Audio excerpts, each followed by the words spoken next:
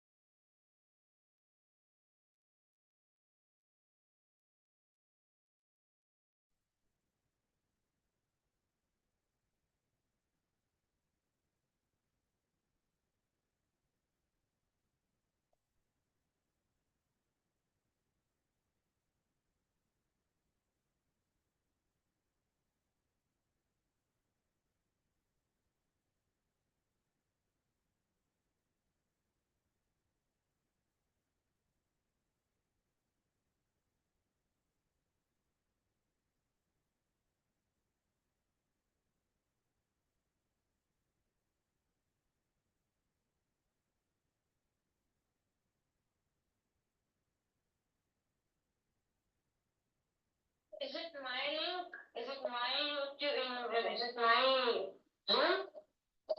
No, it's their Zoom. I just sent you.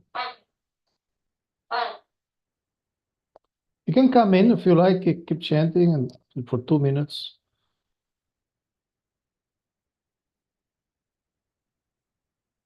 oh.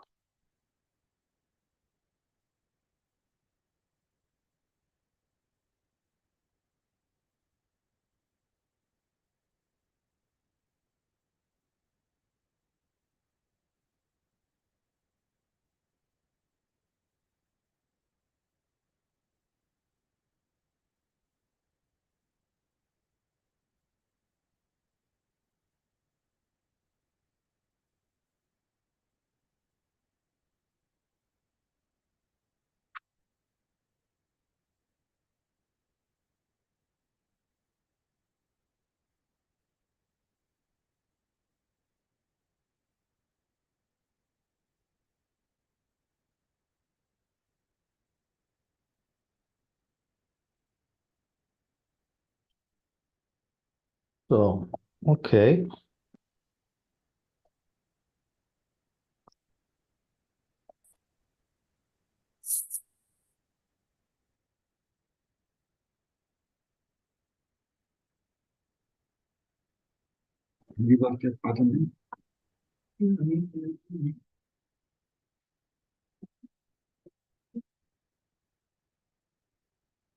कविता वास्ते विलास कर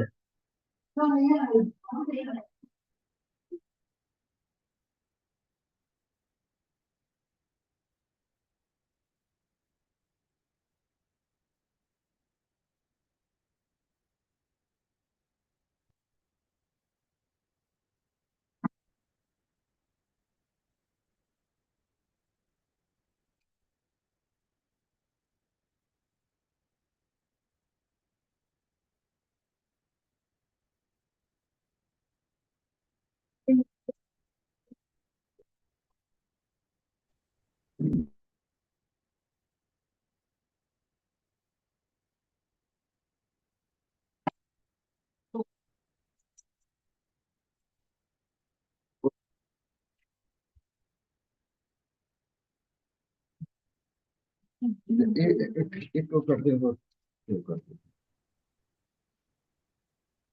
Hare Krishna and welcome. Hare Krishna, Prabhuji.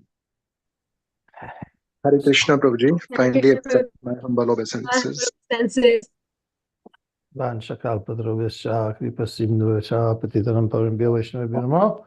So much appreciated your punctuality. I have a little surprise for you. And I also wanted to use this opportunity as a reward for you who are coming on time. And what is the surprise? Well, I invited my wife, Shirada Govinda Dasi, to come for a few minutes. Shiradi, you can put your video on.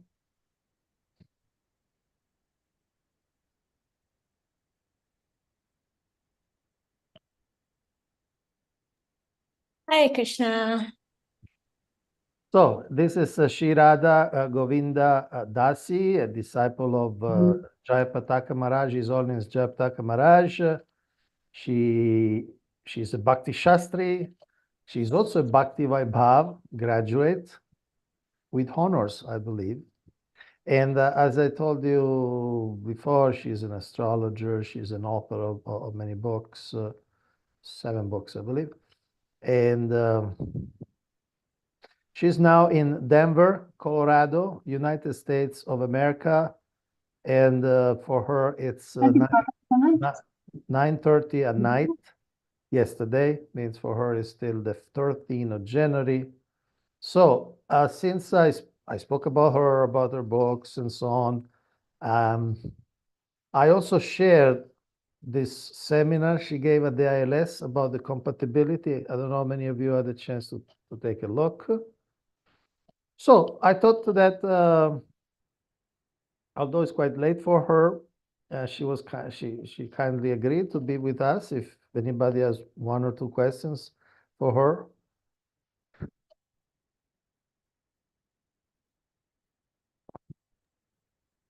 Hare Krishna, Mataji, please accept our humble obeisances.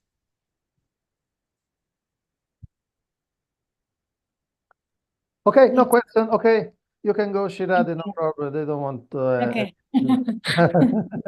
Hare No. Krishna. Hare Oh, Bol, Ananda. Antaryami Balaram Prabhu. Hare Bol. Nice to see you, Radha Govinda, for a long time. Hare Bol. Hare Krishna Mati. So I was fortunate enough to see some video recording yesterday that Prabhuji sent, and it was really nice and inspiring session. So you said, I think, in that session that marriage is for peace and not happiness. If I remember, that's you quoted. So I really like that statement, and it's a kind of a revolutionary statement. But very important statement. I heard and I contemplated on it, and I really wanted to thank you for that. It's a wonderful thing, and it emphasized that the point you mentioned, that the couple should be trained before marriage and after as well. Because if you give this kind of training to the people who are entering into Grastashram, and then hopefully their life would be much sorted, and the relationship would be better, so that they can concentrate on the devotional service nicely. So I want to thank you for that. Hare Krishna.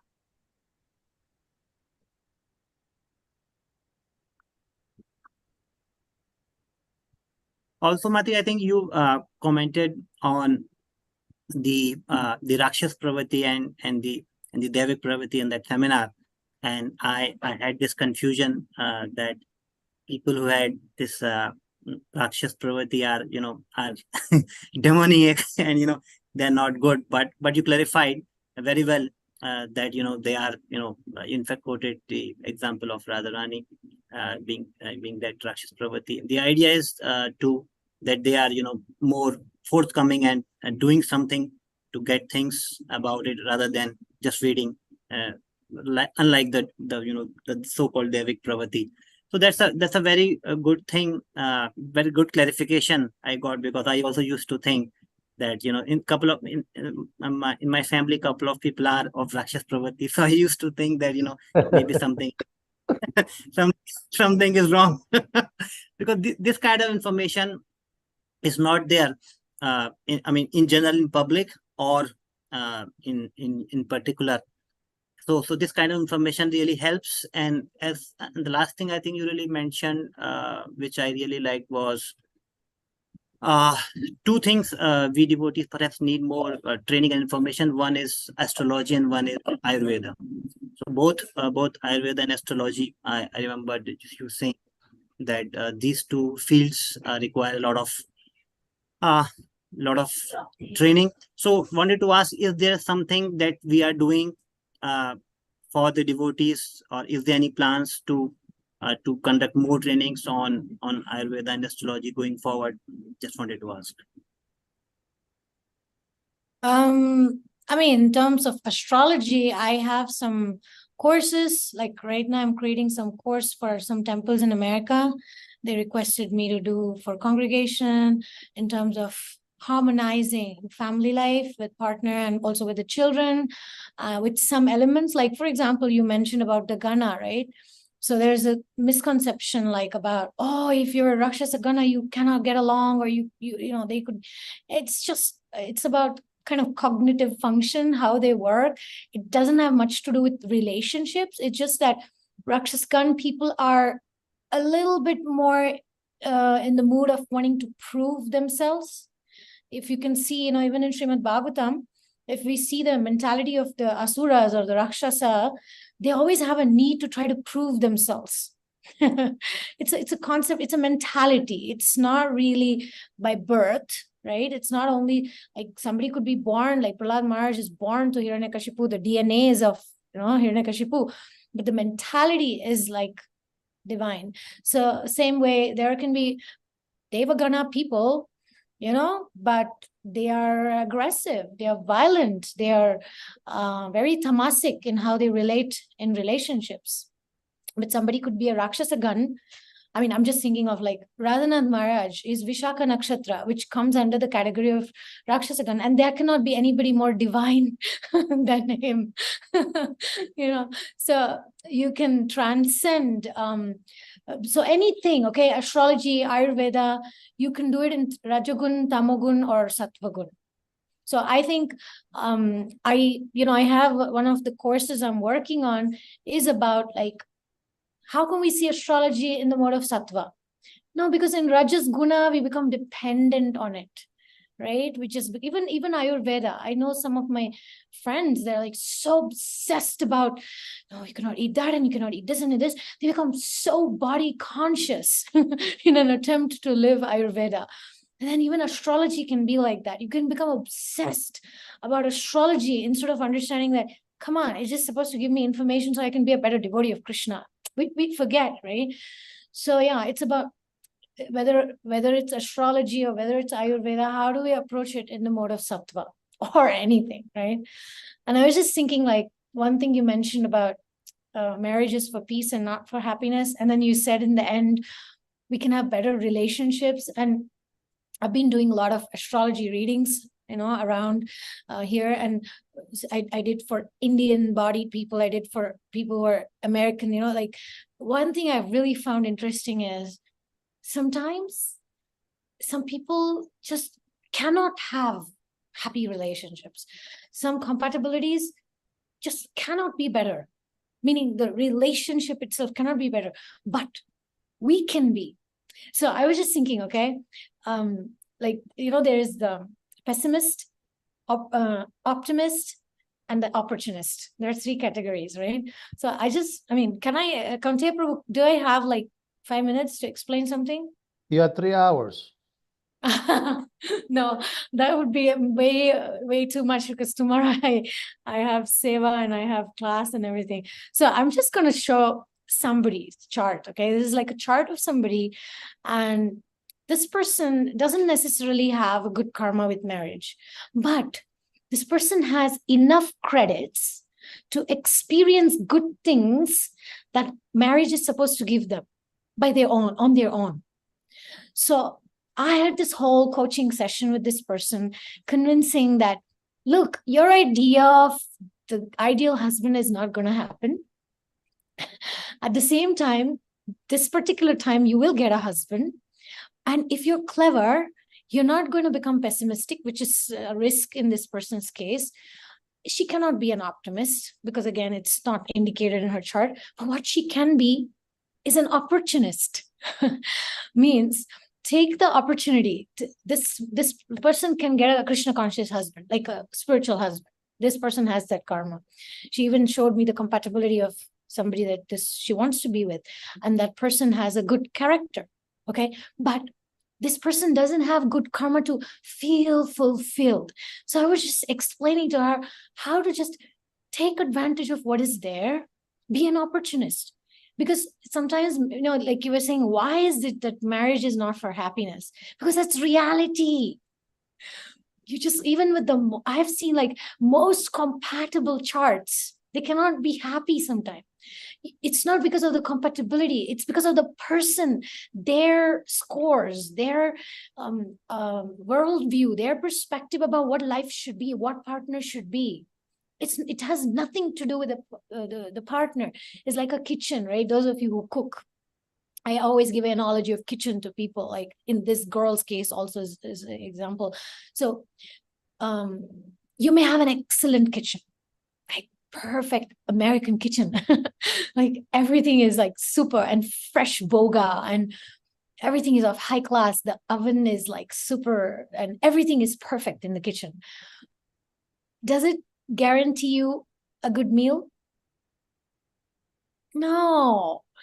You may not even know how to make noodles, or you could burn the food, or you can ruin, in America, everything is like fake, I call it. Like you see these walls, they're not walls, they're just cardboard. And it's like so flimsy, right? So I was cutting some vegetable on the counter, and when Mataji comes and she's like, what are you doing? Why are you cutting the board? And I said, but isn't this granite? She said, no, it looks like granite, but it's just, it's not granite. It's fake thing that it's going to make marks on on the thing. And I was like, oh my God. So this analogy is like, you may have a kitchen that looks great. Those couples we look at and say, oh, they're so perfect together. But then, we don't know what goes behind the scenes, right? We don't know what's going on in the mind of the woman, mind of the man. We don't know what's going on. So more, in Braj, the women, they make amazing feast with a hole in the ground and few sticks of firewood. They make a feast.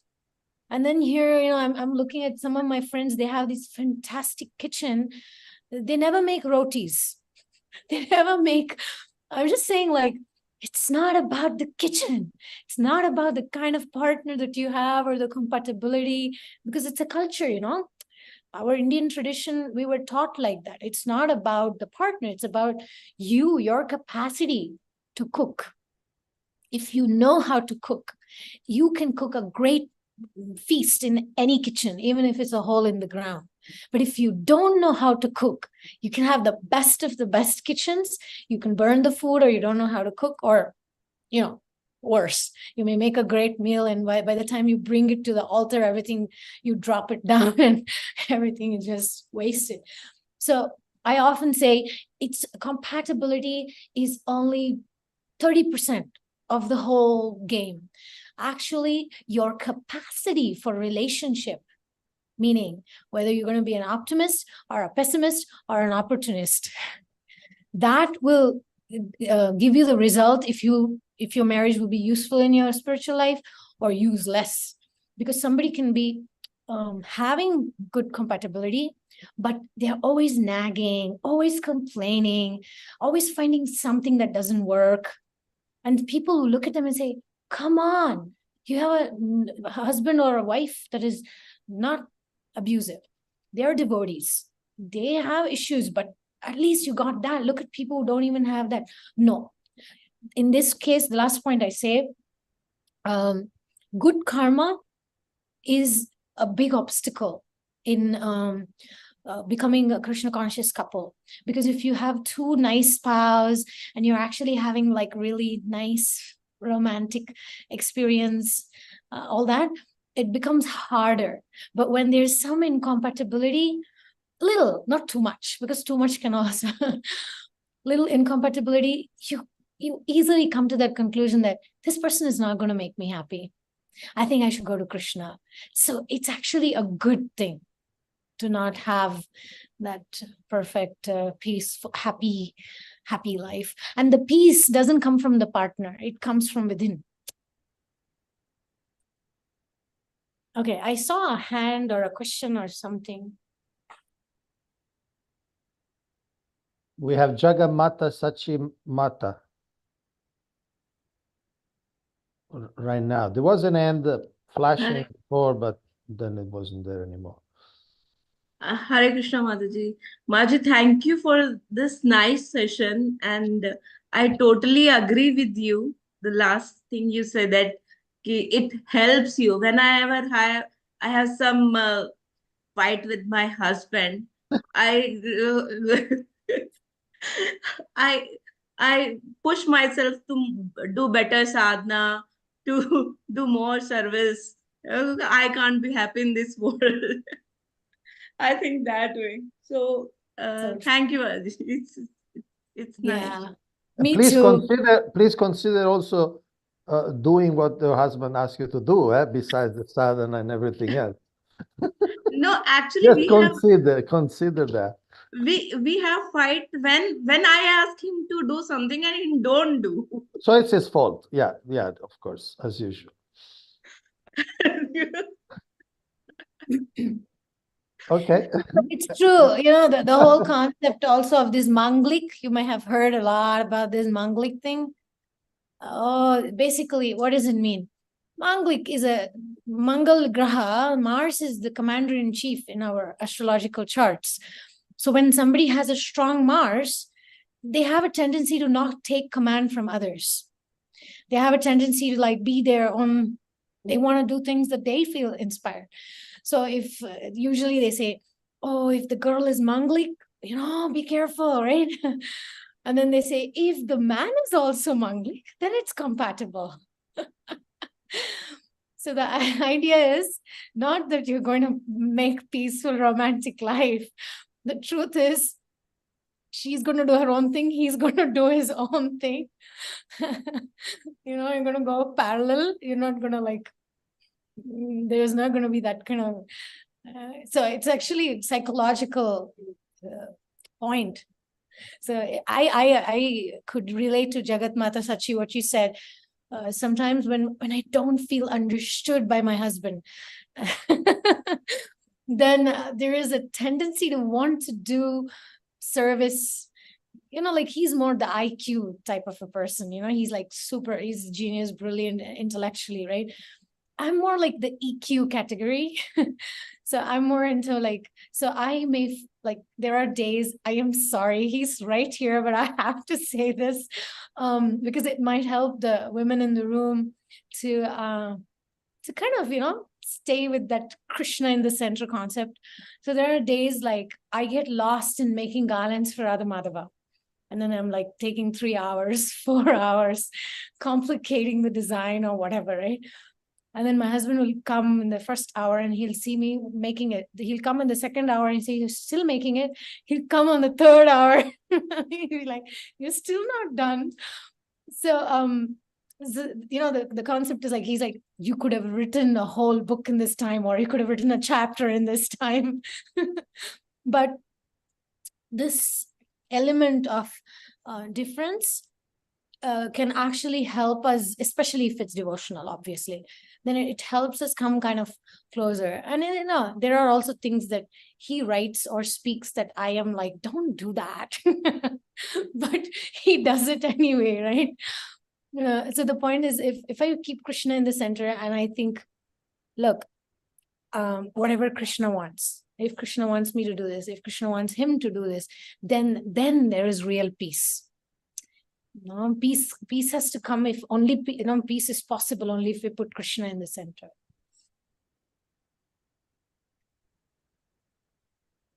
We have another hand up by Priya Satyabhama Mataji.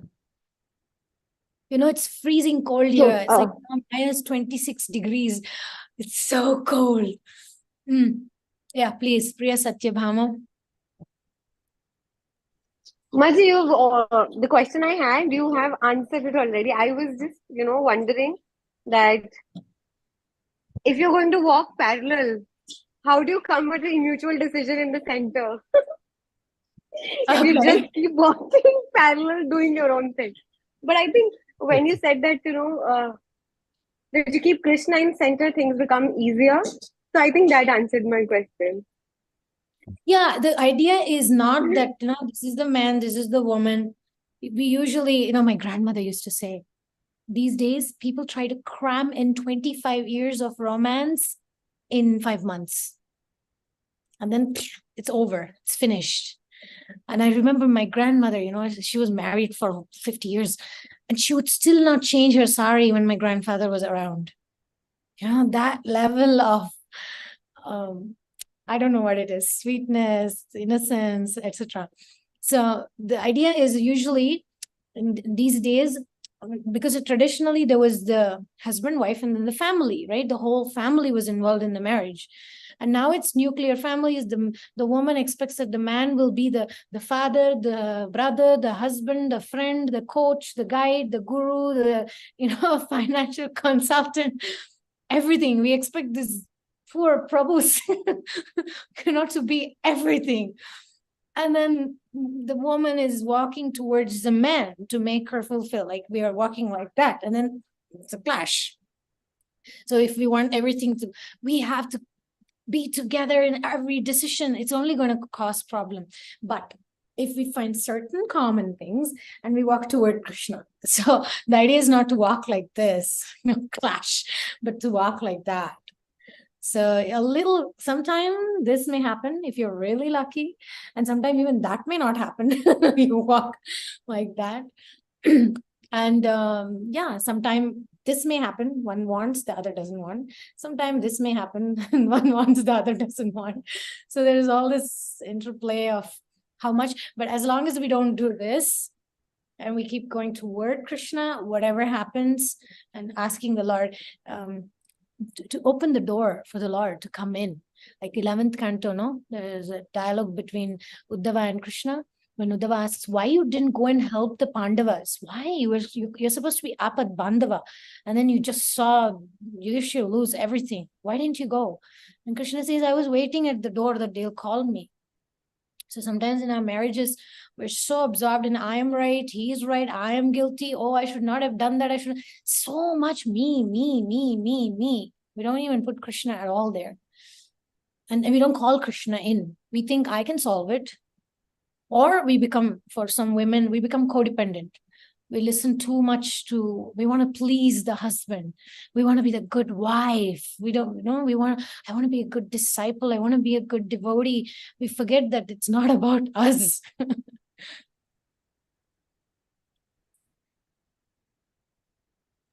Thank you, Mataji. Thank you.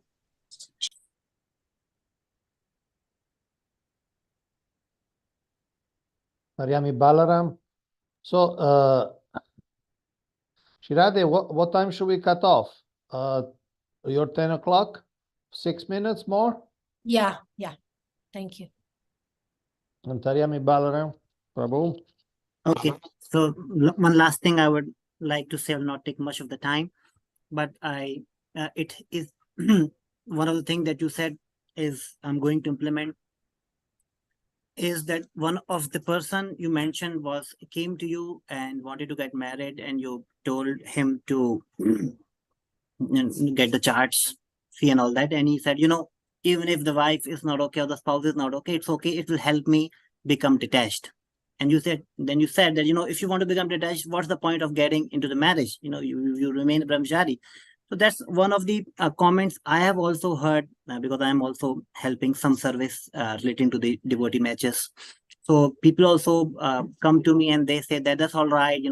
Even if the marriage is bad, it will help me becoming detached.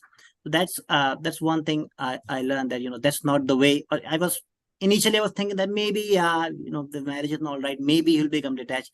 But I understood from that seminar that is not the right way to become detached. So I think that's what I understood. I hope my understanding is correct.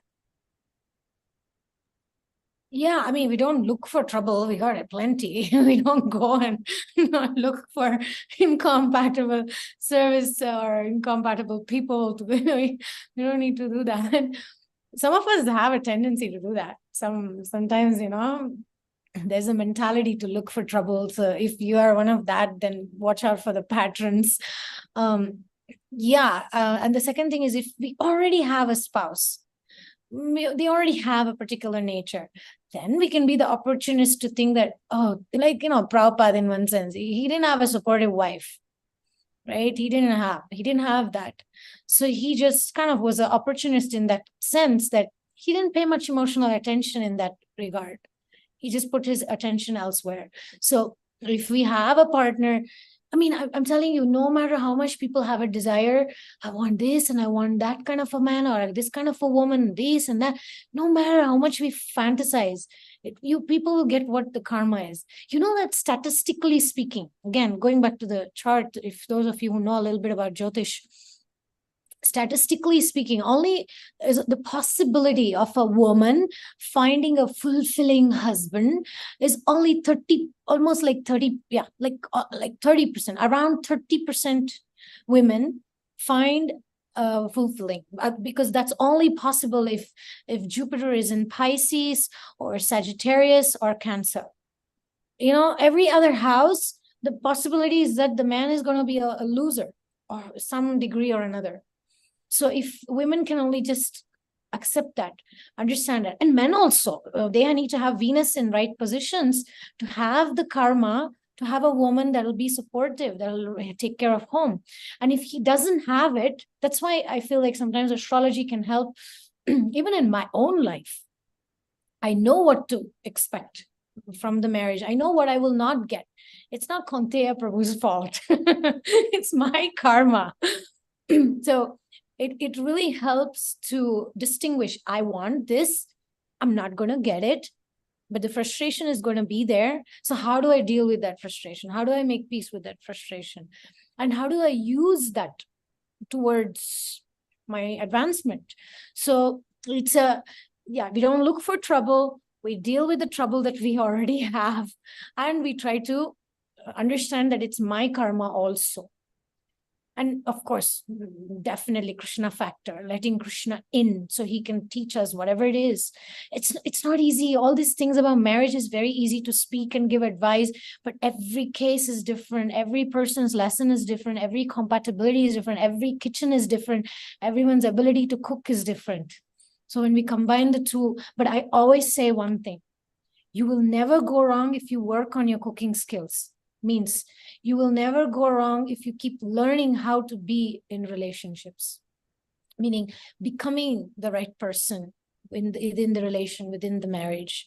So, like you said that, like recently I had a reading with one person, Brahmachari, and I want this ideal partner. And that person's chart, there is no such thing. That's not going to happen. Just doesn't have. And there's all this idealization. No, I want to be married this, and then we will preach together. She'll be second initiated and she'll cooperate. All this super fantasy. I was just like, go talk to 10. I mean, I was really thinking of, dude, just go and talk to 10 people who are married and they will tell you the reality. So, a lot of devotees sometimes idealize things. Marriage means, Krishna consciousness means, one of my students, she has this idea. Her husband is going to be like Kardama Muni. She's going to together do austerity. She will serve him. And I'm like, oh girl, when can I tell you? She's a teenager. And so she has all these fantasies about her husband being this ideal. And she doesn't have that in her chart, unfortunately. Some people have it. But those who have it don't really care. Just go on. Those who don't have it, they handcuff for it.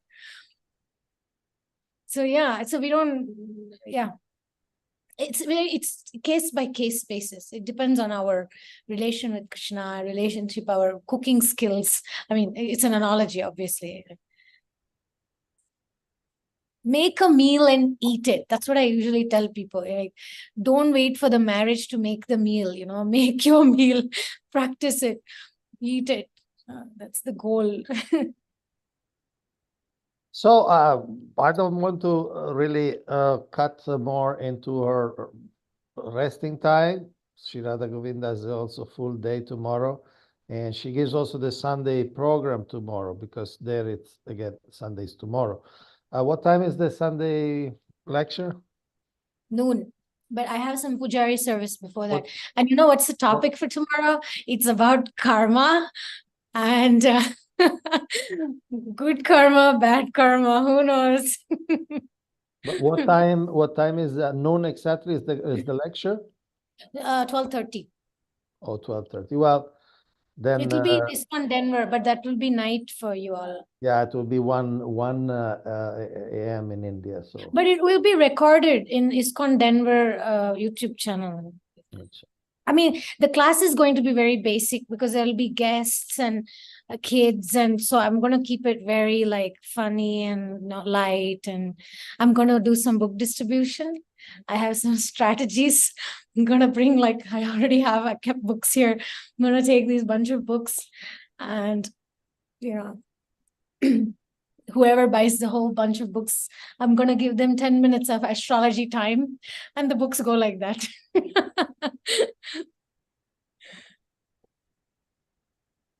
thank you so much. Thank you very much. Please keep us in your prayers, and I wish you all the best for your studies. Hare Krishna. Hare Krishna.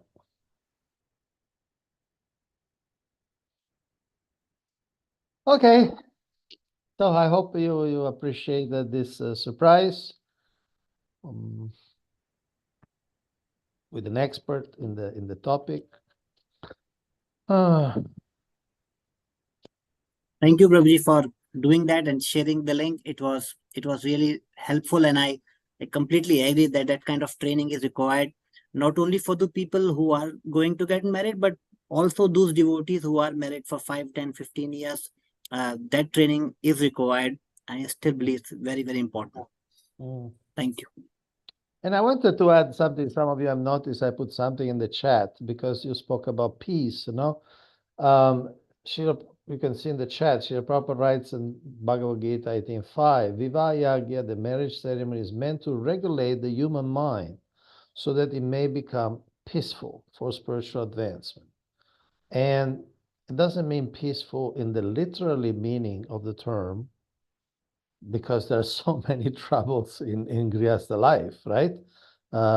Dealing with somebody else's psychology and desires and wishes, and economical pressure, and the children, education, you got to take them to the dentist. No, so in other words, it's not peace in the sense of an absence of concerns and troubles, but it's peace in the sense that in a cultural society, once you're married, your mind is fixed. Become steady. This is my woman. This is the woman of my life. This is the man of my life. So in that sense, it's peaceful. I don't have to look around anymore. It is what it is, like my wife was explaining. Maybe a superman, maybe an ordinary man, maybe a subordinary man, whatever it is, this is the man of my life. Unless he's a monster, then we'll see in the 7th canto how Narada Muni says, look, you don't have to serve somebody who is fallen. Srila Prabhupada very clearly understands, very clearly elaborates on that. But if the man or the woman is at least like within the range of normality, the mind is peaceful. I got my companion. That's it. For this life, that's it. Okay? So, okay, so let's go to our Bhagavatam. We are in chapter 4.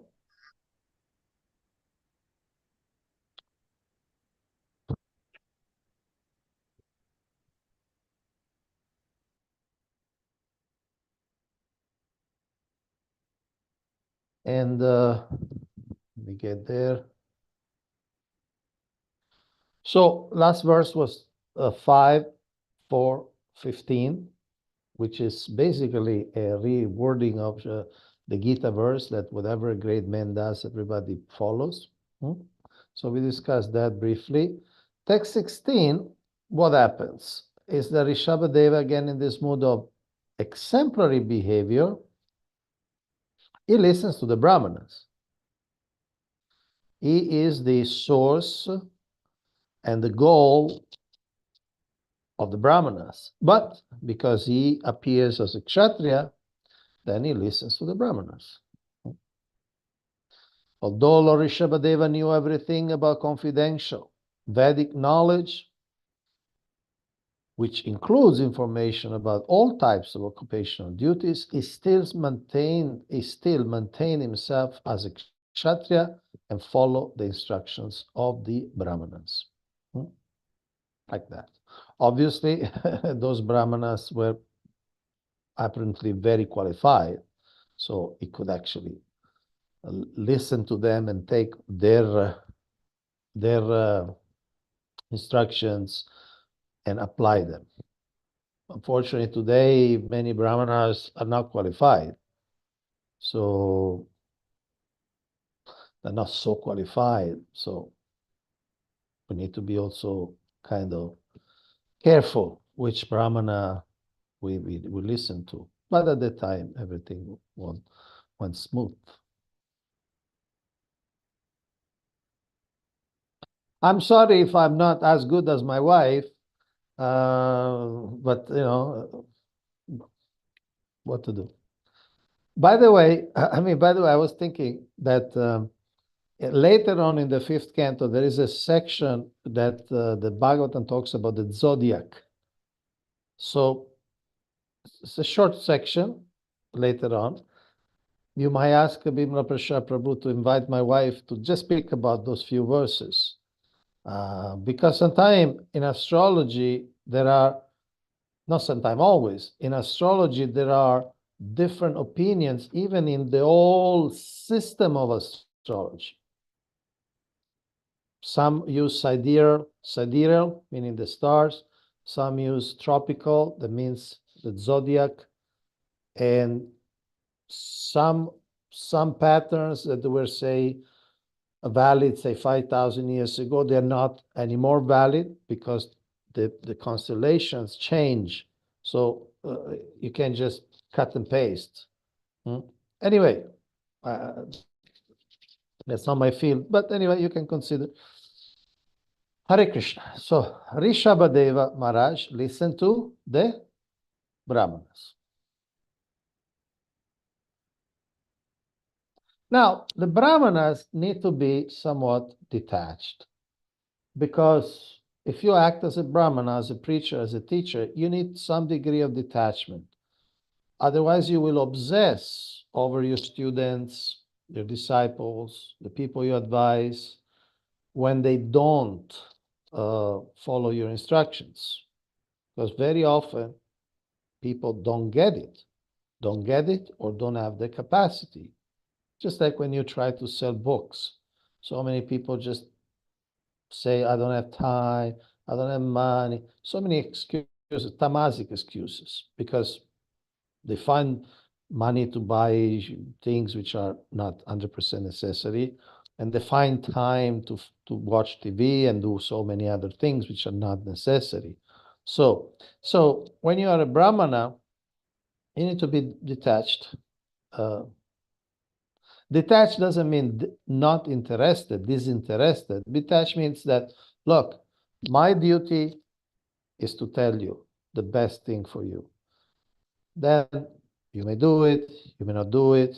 A Kshatriya mentality is more, if that's his role, is to, look, this is the law and I need to impose the law. The Brahman is more like a knowledge worker. This is the best thing for you. You could say astrologically, you could say Ayurvedically, you could say spiritually. Then the person follows. The person doesn't follow. A real Brahmana, to some extent, remains peaceful. Because I did my dharma, and it's up to them.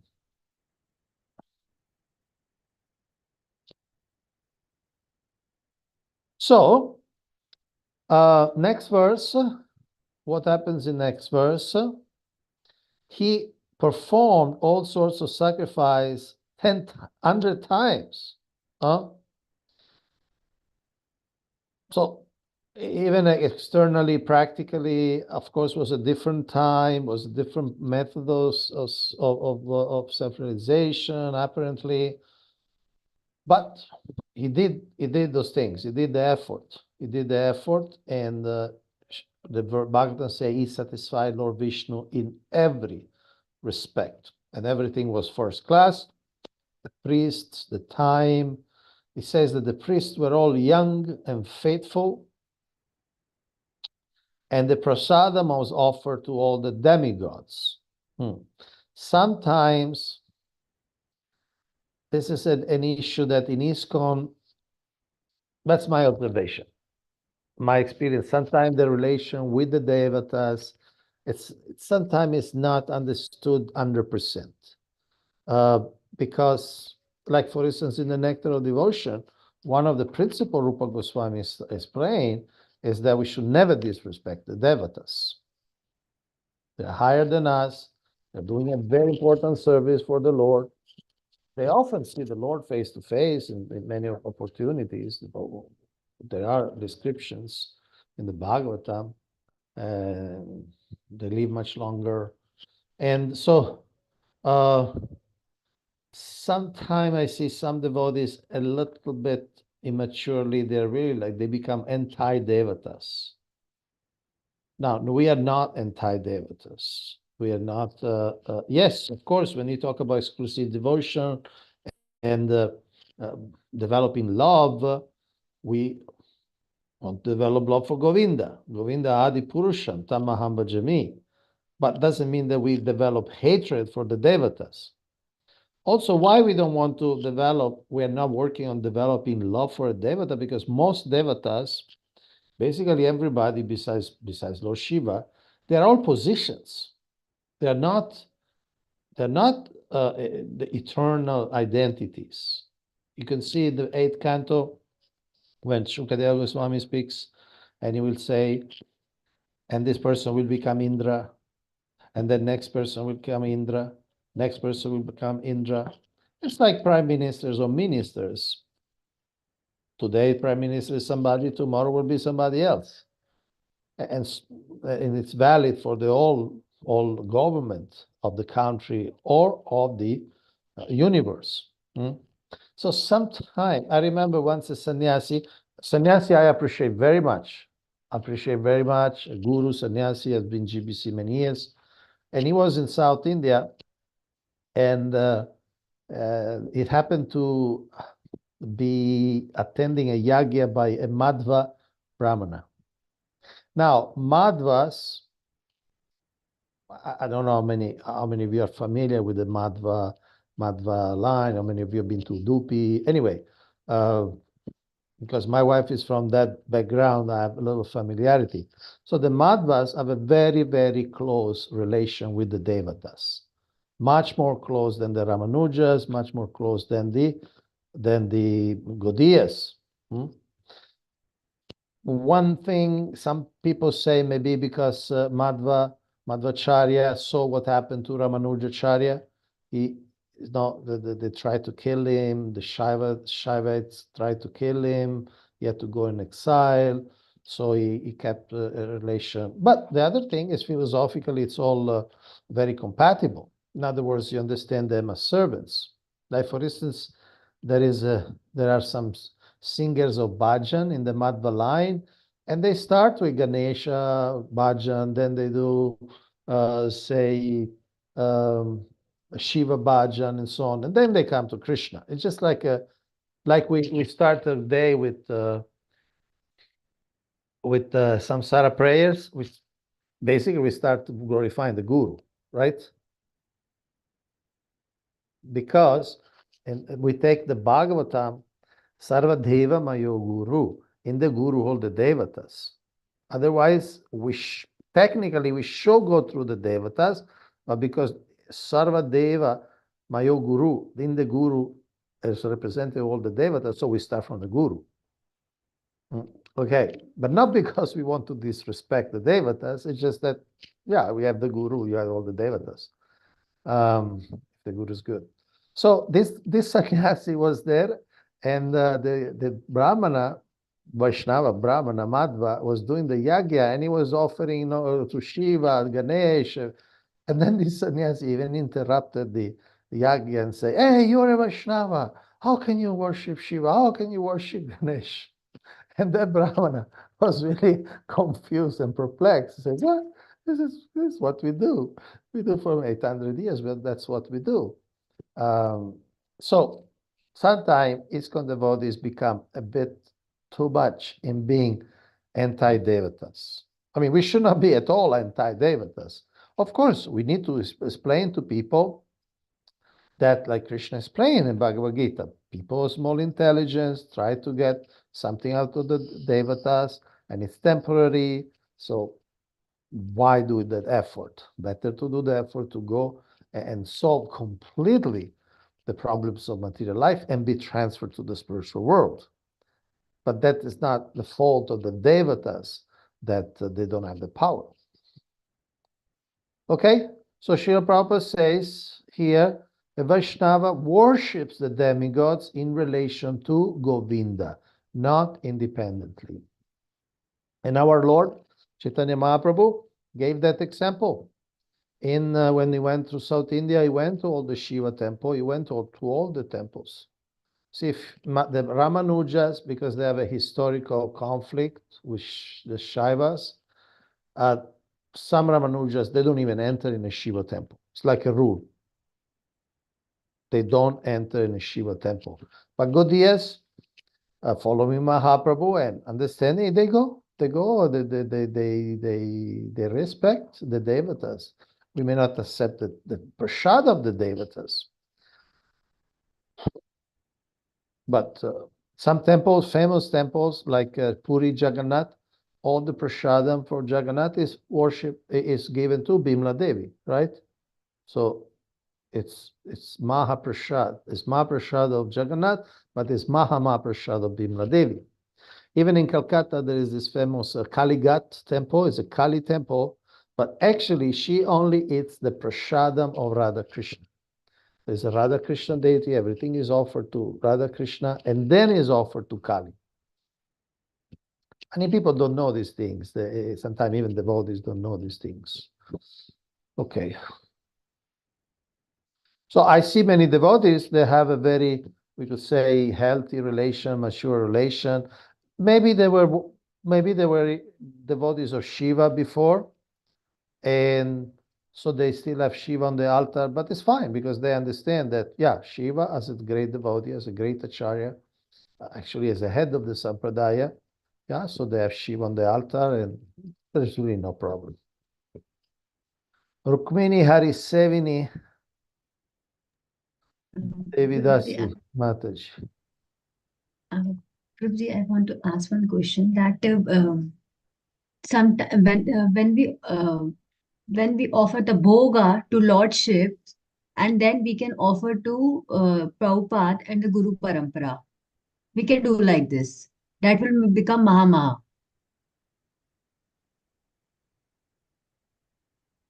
Oh, you mean the prasadam? Yeah, bhoga. I offered the bhoga to Lordships. Then once it's become a prasad, I can offer to 6 Goswamis and Srila Prabhupada. Well, Right? Guru Parampara. What do you mean by offer? Just show? No. As I offer to deities, the same way I can give the 5 minutes to them to honor. Is it okay? I just want to confirm myself. So let me understand your question. You're saying you do the standard offer to Krishna, right? With the mantras to Guru, Gauranga, and Krishna. Okay? Then it's prasada. And then what you do mentally, or you say to all the acharyas, Sadgoswamis, you say, please honor this prasad. So will that become Mahamaha of all of So you're trying kind of get more mileage from your offer. Well, that's up to them. That's up to them. They may accept. They may accept. I mean, I don't know how much you want to keep this plate in front of the deities because technically you need to keep it a little bit for the deities to eat, right? A little bit, right? So then you have to wait also for the others, and others eat all together, or like the Sattva Swami eat with Srila Bhaktisiddhanta Saraswati Thakur, Srila Prabhupada, all together. Huh? All together. Okay. Sounds like a good sentiment. I mean, I wouldn't promote it as a standard for ISKCON. Sounds like a good sentiment. You offer prasad and say, please honor prasad. Just don't make it too cold. That then when you eat, it's so cold. But it's a good sentiment. Now, if it becomes Mahama, like if it was from Srila Prabhupada's plate or something like that, then maybe. And Prabhuji, on appearance day and disappearance day of our acharyas, we offer something to them. So, can you please explain a little bit that we don't put Tulsi Patra, we directly offer them and then we honor. So, if you can please tell that what is the. Well,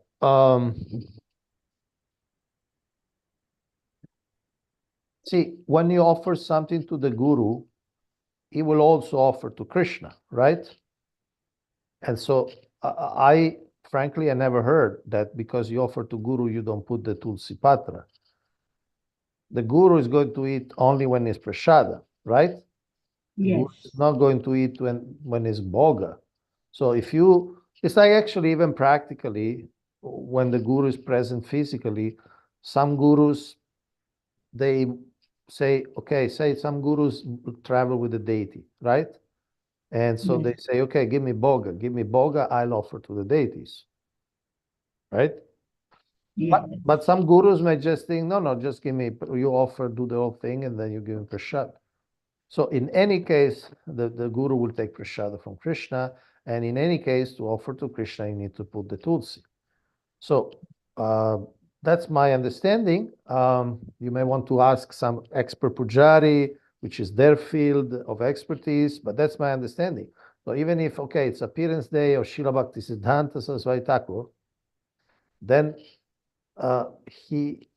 you offer with the standard offering, but it's a special celebration in his honor. Yes, thank you so much, Prabhuji.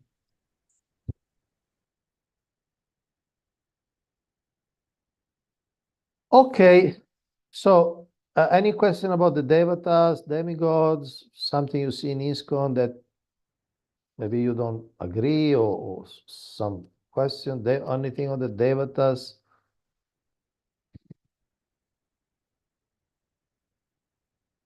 Antaryami, Balara, Prabhu?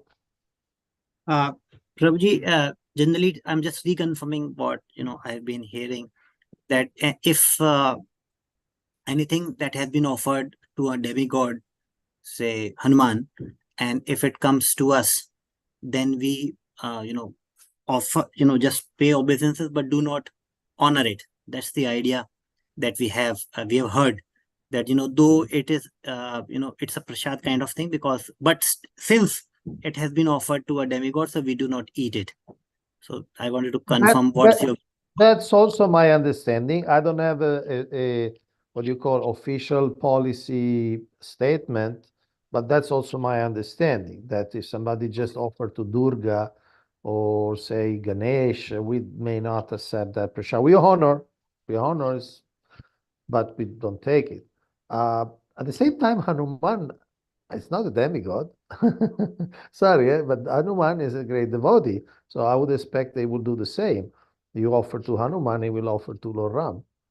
So again, it's a new thing for me, but I think we should take Hanuman prasad. I don't know. What's your people nod? Radha Keshav laughs. Any comment from anybody? can we accept Hanuman Prasad or not? We should, Prabhuji, we should. We should. Antaryami Balaram. Prabhuji, till date, I have not. Leela Priya, she is eating right now Hanuman Prasad, probably. I don't know. So she's showing, yes, yeah, I'm eating. Sorry.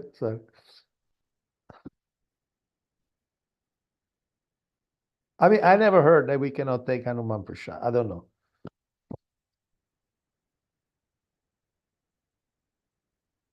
From Rukmini, we should honor. We should honor. Honor meaning eating. We should ingest. Okay.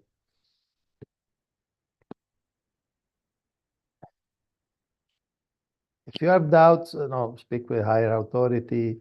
And I tell you, sometimes you may get conflicting or contradictory instructions.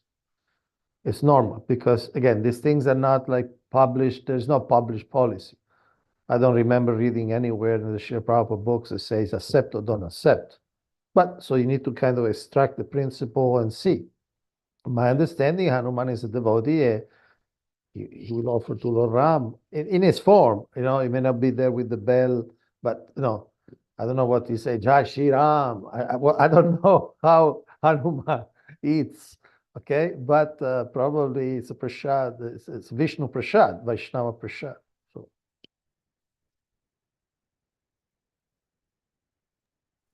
Okay, Ruchi. Thank you. Okay. But Anything if else? that, Shiva is also Vaishnav, and Vaishnavi is also Vaishnav. So okay, but depends also on the mood in which it's offered. Because see, Hanuman, I think everybody understands in India is a bhakta, right? Bhakta Hanuman. I don't think anybody worships him as a separate god. I mean, in India, everybody, at least those who have a television, they know Hanuman is a bhakta. Now, others, it may be offered to Shiva, like Shiva is God, or Durga as Durga is God, Vaishnavi as a Vaishnavi Durga, Parvati is God. So I think there is a difference also understanding. But I tell you, this is my experience, and I'm not saying it should be a standard, but my experience, so far, I don't even accept the prasadam offered in Ritvik temples. Because I just feel it's just inappropriate that these people offer directly to Srila Prabhupada. They think themselves Srila Prabhupada disciples. And the temple may be Radha Krishna and everything, but I don't know. I don't feel to accept the prasad. Maybe I'm an offender. I'm certainly an offender, but it's an additional offense which I make. So yeah, but that's your good. I mean, your point, Radha Kesha Prabhu, is a good point. Everybody is a Vaishnava. So at the same time, the person who offers the food may not see them, see them as separate gods. We have Rukmini Arisevini wants to say something. Yog Maya and Mahamaya. So this is all about consciousness. Previously, when we came into Bhakti, we used to afraid from material energy, from Durga Devi. But now we know that she actually makes us perfect, that we will be able to go back home and we'll be able to serve Krishna nicely. So she trains us like this. So it's all about consciousness. Just wanted to share that it is going on in my mind. It's about consciousness, that in which consciousness I... Okay. But should we all take the prasad of the devatas or not? That's the question on the table. If you go to a temple of Durga, you mentioned Durga, and they give you prasad from Durga, no, you don't take. No, I will not honor. I will just respect the prasad, but I will not honor. But yes, if I have honored, if my consciousness, if I am preparing what is prasad, cooked by a devotee, offered by a devotee, then honored by a devotee. So if I don't know that, said I will not call it prasad till the time it is cooked by a devotee. And who is a devotee of demigod is not a devotee actually. Term is not correct. They follow demigod, but devotee is one of Krishna only. So I will. And I was thinking about Jagannath, Baldev, Subhadra. When we offer the prasad to Jagannath, so it is offered to Subhadra Maharani also there. So? So the Subhadra Maharani is so we are the same concept I wanted to say, like Yogamaya and Mahamaya. So the same energy, but I'm taking it now spiritual, on spiritual level, that she helps me now. Previously, I used to afraid from her. Oh, I see. Okay, I don't know if this section clarified or confused the issues. And if you have doubt, ask somebody else, follow somebody. And remember, you may get different answers because some of these things are a little subtle and different people have different moods. Huh? We have chats. Many in India also hold the conception of Hanuman as God. Okay, as like a separate God. Oh, I see. Interesting. Okay. Because, you see, for me, Hanuman, I just got to learn Hanuman when I joined ISKCO, right? I didn't know Hanuman. So for me, okay, Hanuman is Bhakta Hanuman. No, Ram Bhakta. So for me, it's always, but okay, interesting. See, we from the West, sometimes it's an advantage, right? Because we come to Krishna consciousness, we don't know anything, and we just learn from Srila Prabhupada. You know the famous story in Lamrita when the devotees in 26 Second Avenue, because 26 Second Avenue was really a bare room, no decoration, no nothing, okay? So the devotees got some prints from India. They had some prints, and they put in the temple to make it a little bit embellished. So then next morning, Srila Prabhupada came, and he looked at all the paintings. Huh? So there was a man playing mridanga, and he said, "No, but that's very nice." Then there was another picture, and the devotee said, "Who is this? Is a cat?" And Srila Prabhupada said, "No, it's Hanuman." Because the devotees they know Hanuman. Sometimes Hanuman has got this, like, look a little bit like a cat, no? Under the nose has got this thing like this. So they didn't know. Is it a cat? So no, no, it's Hanuman. So I'm just saying, sometimes from the West, you can't recognize Hanuman from a cat, you know. So we learn from Srila Prabhupada, and generally we learn it in the right way. Okay, not many people, okay, chat. Not many people bother to learn scriptures and believe anything. Temple priests who are holding positions on a hereditary basis have no knowledge, don't help matters either. Yeah. For them, some of them, it's a business. No, they have the temple, it's a livelihood.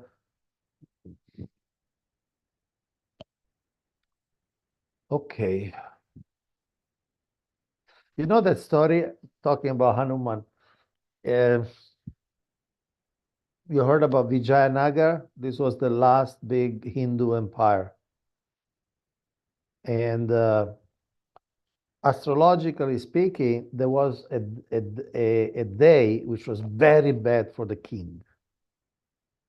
And so for that day, he gave the kingdom to a monk, a Madhva monk. So for one day, this Madhva sannyasi was the king of Vijayanagar. So while he was a king, for one day, he made 500 temples of Hanuman, 500 shrines, 500 images of Hanuman in all over Vijayanagar. The next day, he was gone.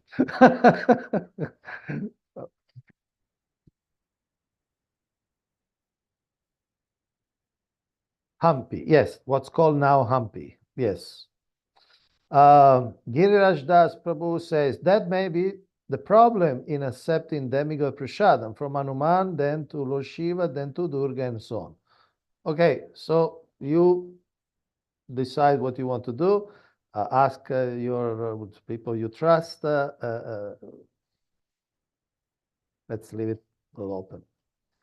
Personally, I mean, these are kind of, that doesn't happen every day, doesn't happen every year. So we are talking about rare, but personally, I wouldn't take demigod prasada. Probably I would take Hanuman prasad. And personally, I don't like even to take Ritvik prasad. So everybody has got their own. It is a question of its own consciousness, Prabhuji. One's, yeah, consciousness. Yeah. Yeah, understanding consciousness, your interpretation of the situation, like that.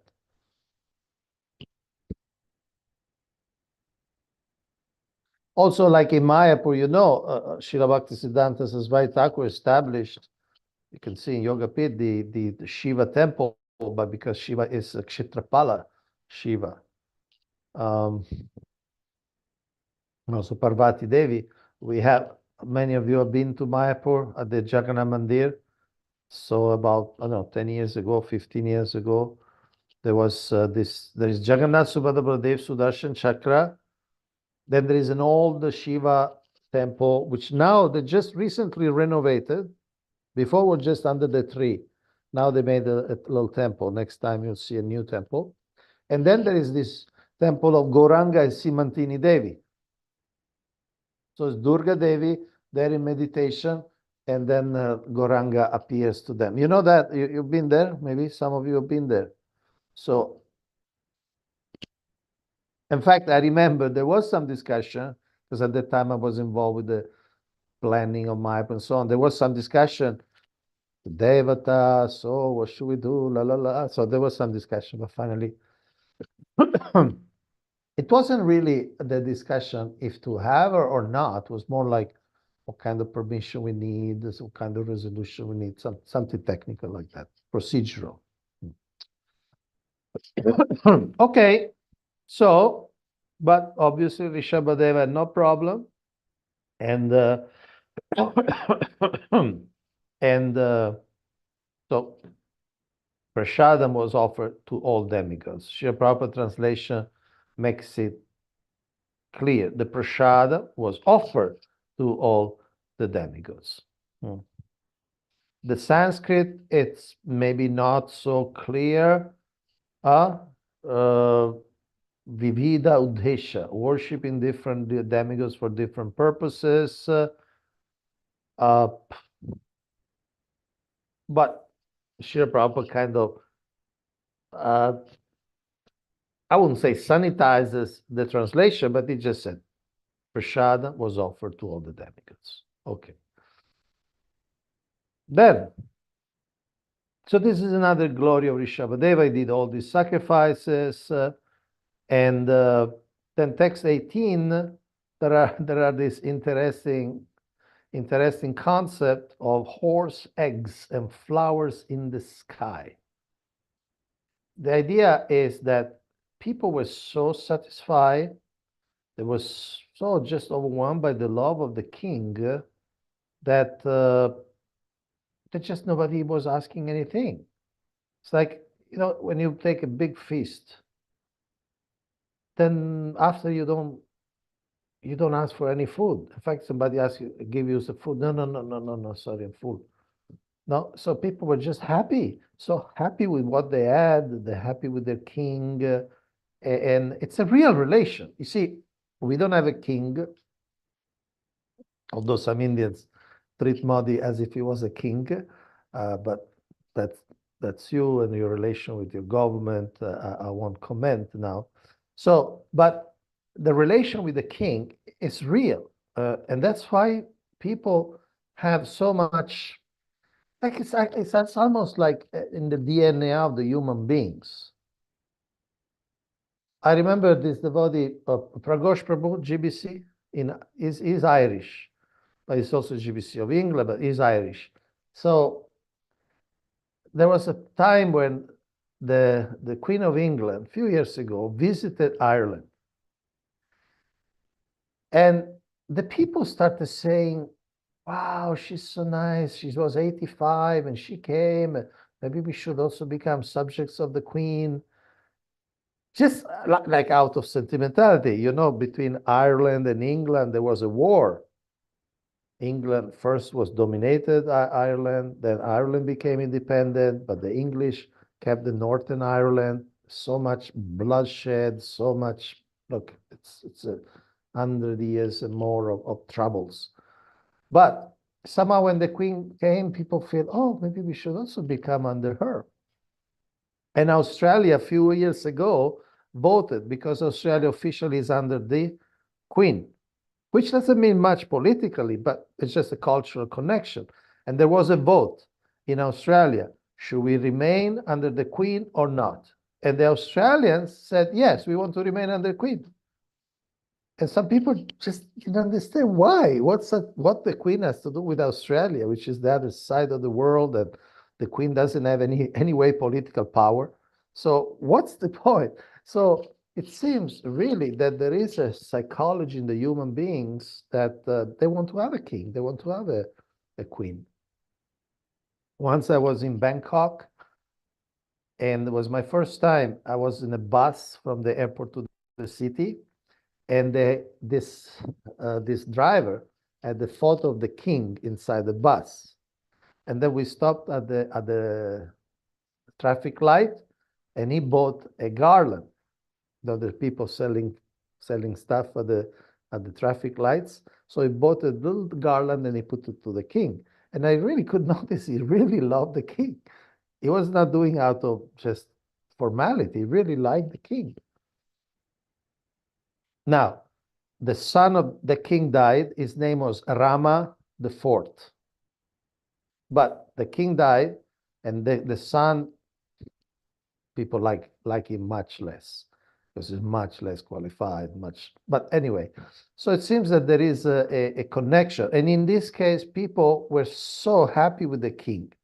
And Srila Prabhupada gives me, the text says, no one likes to possess anything that is like a will-o'-the-wisp or flower in the sky. Do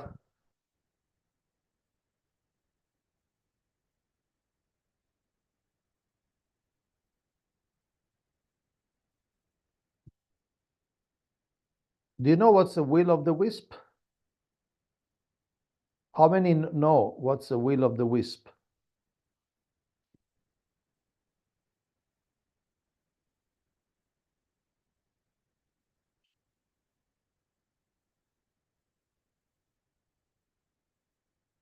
Anyway, it means something unachievable, something imaginary, like that. Then Srila Prabhupada also says that in Bengal, the word goda dimbha is used, which means the egg of a horse. Since a horse never lays an egg, the word goda dimbha actually has no meaning.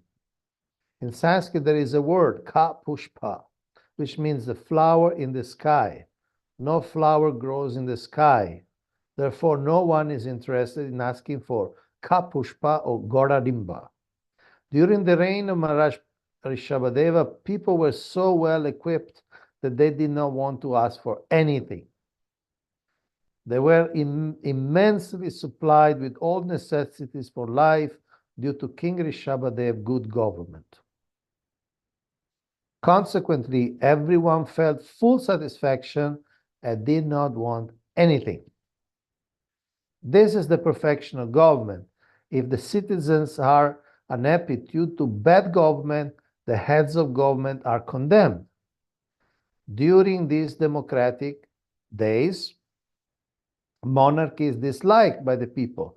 But here is an example how an emperor of the whole world kept all the citizens fully satisfied by supplying the necessity of life and following the Vedic principles. Thus, everyone was happy during the reign of Maharaj Rishabhadev, the Supreme Personality of Godhead. Now, I want to open a parenthesis here. This is another thing that I see that sometimes there is confusion in ISKCON. The relation between monarchy and the relation between democracy.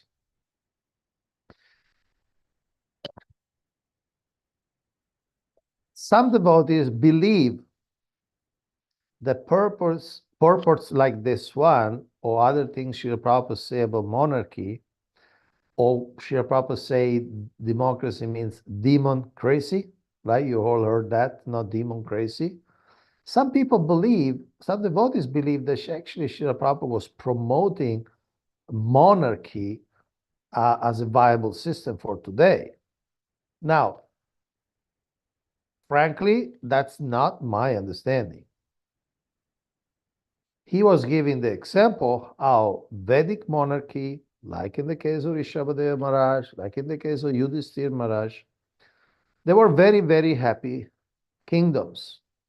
And the kings, like Lord Ramachandra, Parikshit Maharaj, and so on and so forth, Nabhi Maharaj, and so on, those were actually very qualified kings. And so they could manage being monarchs with absolute power, guided by the Brahmanas. First of all, sometimes devotees don't know, they don't understand that there are different types of monarchies. There's not just one monarchy. What monarchy means? Mono means one. It's the same word of, say, monotonous or monk, monochromatic, like that. Mono means one. And monarchy means the power of one. So when we talk about monarchy in the Vedic sense, the king really had this power, what we call it absolute power. You know, he could take a decision, the king has said that, and yes, he may listen to the brahmanas, he may listen to the ministries, but they don't have to. Like in America, by constitution, the president of the country cannot declare war unless he has the permission of Congress, of the parliament. Is it clear what I'm talking about? Because most people, their videos is non-functioning, is not functioning video.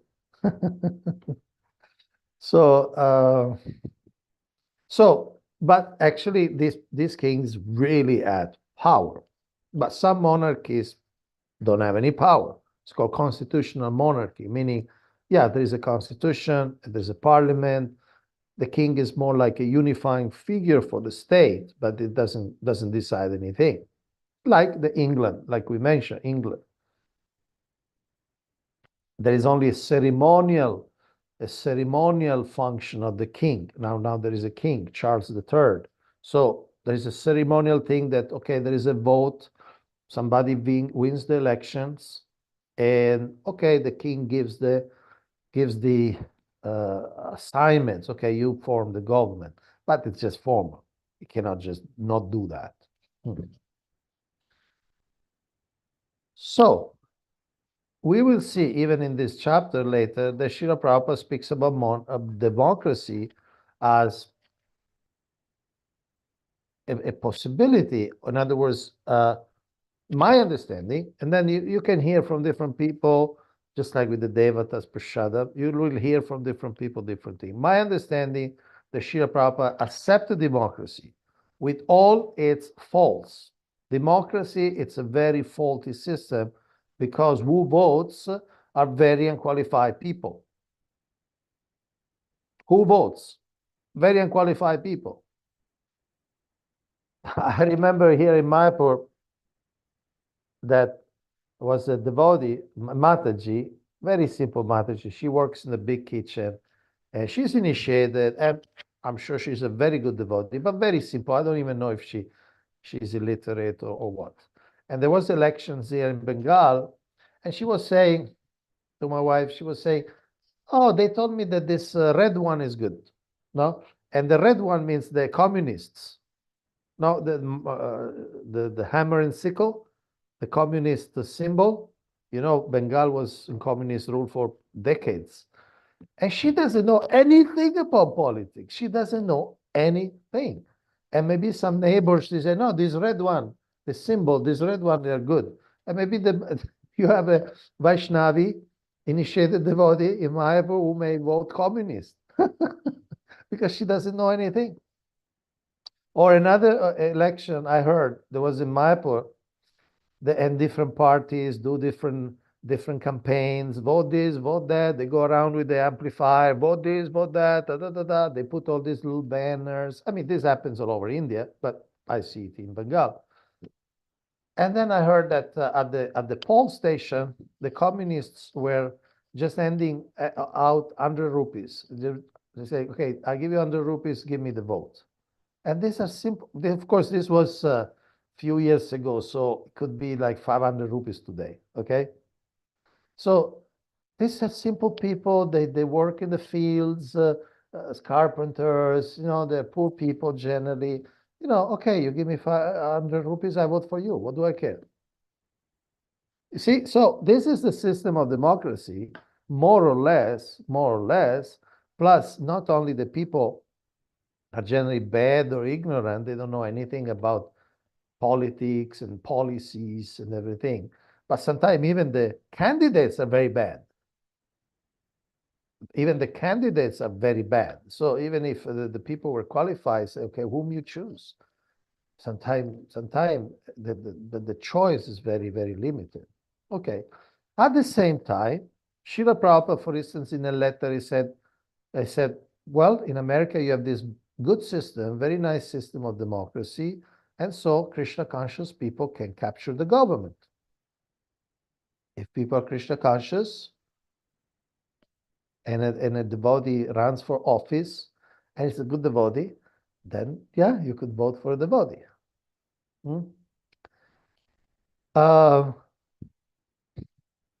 In fact, you could see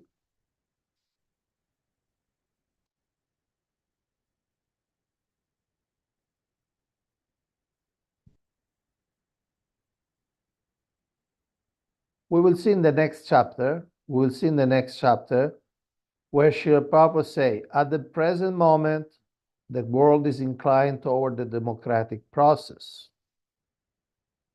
But the people in general are all contaminated by the modes of passion and ignorance.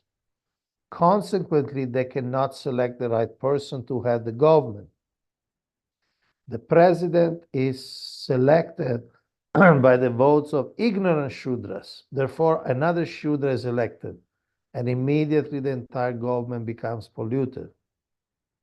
If people strictly follow the principles of Bhagavad Gita, they would elect the person who is the Lord's devotee.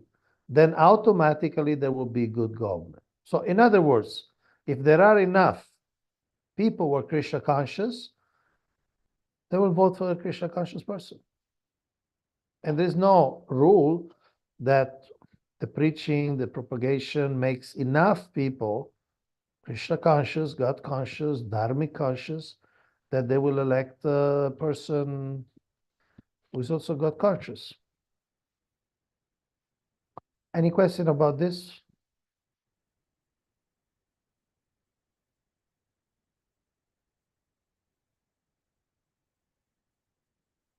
You are not much interested in politics. I'm talking about this because this is what the Bhagavatam is talking about. This is what Srila Prabhupada talking about. And he spoke about this many times. Antaryami Balaram Prabhu. Prabhuji, the idea is that what I understand is the ideal thing is the monarchy, because I think that's what where we are heading to, the spiritual world. If I understand correctly, I may not be right, but the idea there in the spiritual world is perhaps not democracy, but that kind of system. The thing is that the monarchy works best when there is an ideal person, when the leader is ideal. And fortunately, of course, in the spiritual world, the leader is an ideal one. So in today's time, when there is a Kali Yuga, in the absence of ideal leaders, then democracy is the best thing that can happen, because a bad person at the top is really a bad idea. So as you rightly said, then the solution is that we preach, we make people Krishna conscious, make them devotees, give them good intelligence, so that they choose the right leader. And the leaders are also right, because when they are Krishna conscious, they'll be right person. So in today's time, democracy, we cannot avoid it. The only thing that we can do is that preach and make the people Krishna conscious. That's what I feel. Yes, I mostly agree with what you say. Mostly because, again, when you say that monarchy is the best system, when we talk about any system for anything, the system is only as good as the people who populate it.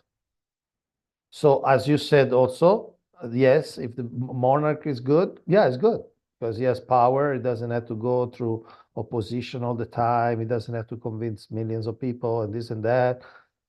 Yes. At the same time, anything social, it's always interdependent. So monarchy is a good system if the monarch is good. But as you said, now this democracy, I don't really think, as you said, I don't think with our focus is to change it to monarchy. We have more important things to do. But yes, if enough people become Krishna conscious, they will vote for somebody, if not Krishna conscious, at least compatible with Krishna consciousness. Yes. And just like, I mean, I don't know since how many, I'm sure you were devotees also before joining ISKCON, some sort of, I don't know. I don't know all of you personally. I don't know any of you personally, practically, but I'm sure you were already pious Hindus, so you had some feelings. I'm sure you had considered whom to vote. Now, as Krishna conscious devotees, I'm sure you consider whom to vote. You consider through the lenses of Krishna consciousness, right? Like that. So naturally, more and more people become Krishna conscious. They will also consider the same. Who is the most Krishna conscious? Not just, of course, they will not vote for openly atheistic parties. Like when I was living in Tamil Nadu many years ago, there was this party which was openly atheistic, openly anti. Like sometimes, I mean, I feel bad even to say it. They will have the statue of Rama and they will put shoes as a garland.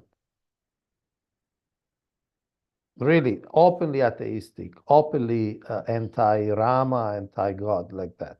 So obviously the devotee will never vote for them like that. By the way, I wrote an article. I'm sharing it in the chat. This is an article that I wrote was for ISKCON News, the official news agency of the International Society for Krishna Consciousness. Monarchophiles of the world unite. So I just basically write that sometimes devotees are monarchophiles, meaning they're kind of emotionally attached to the concept of monarchy, and they don't really know so well what Srila Prabhupada said about those things. So if you are interested in those topics, you can read this article. If you're not interested, don't read the article. Manohar Dvija Prabhu intervenes on the topic. Hare Krishna Pujidana Pranam. It is just, when we talk about monarchies, it is more, it is more unifying force, right? It is giving some sort of stability, but it is a unifying force. And in democracies in India, we have already seen that the monarchies cannot be sustained after the empires of, English people left. The monarchies were not there. So we didn't have the much, options in place. So democracy is the one option which we had. So it is by chance, it's not by choice. So but right now monarchies in India is not possible. So we have to see the options available. Only democracy is available, and certainly we can see that everywhere the elections are, the people who stand on in the elections are all all fraud people. So but we have to select among all the fools the better one. That is one that, and everyone have elected, and everyone is giving the votes. So as we don't have options. We don't have this devotees standing in the elections. We can't see that. So and secondly, yes, we are also affected by all these decisions which they are taking. So by hook or by crook, we have to vote, and we have to be involved in this all elections process. And yes, you rightly said that nobody understands better that what the general public don't understand elections, but they don't have any choice. They have to vote by whatever understanding they have. So how it is make difference for a person living in Mayapur or anywhere in India. They have to do this. They don't have any choice. Whatever understanding they have to do. They had to do what? They had to vote. They have to vote because they are affected by the decisions of these people. Well, I mean, it's a personal choice. Yes, the vote is. I see in Mayapur, I see the devotees do vote. I mean, sometimes they go together and vote. Of course, I'm not a citizen of India, so I'm an overseas citizen of India, OCI, so I don't vote. So it's not my problem really. But I see some devotees vote. It's a personal choice. It's not a. Uh, some countries you are punished if you don't vote. In India, it's not like that, right? In India, you can vote, you cannot not vote. It's a personal choice. So basically, your is a comment. It's not a question. Okay. Yes, it was a comment. It's not a question. Thank you. Thank you for contributing, um, and thank you for coming out of the. I won't call it darkness, but because I only see black, black, black, black, black. I mean, they probably Zoom could put some nicer color. No, But Prabhuji, there anyway, was there was some there was some disturbance in the background, no, no, so no, no. that I'm was I not could saying. not do I'm it. not. I'm not saying. It's just that I just see almost a wall of black. Okay, so with this comment by Manohar Dvij Prabhu, Manohar Dvij, what is the name of Lord Chaitanya? What? It is Maharaj given me the name of the the the handsome Narsinga Deva. So Dvija is Narsinga.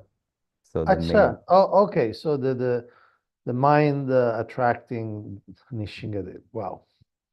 Okay, so it's 11:33. By democratic rule, you have a right to a break. It's not really a guide break. I don't know, but it's a break. You need a break. We need a break. So 10 minutes is enough. 10 minutes. Okay, so let's start again at 11:44. 11:44. See you.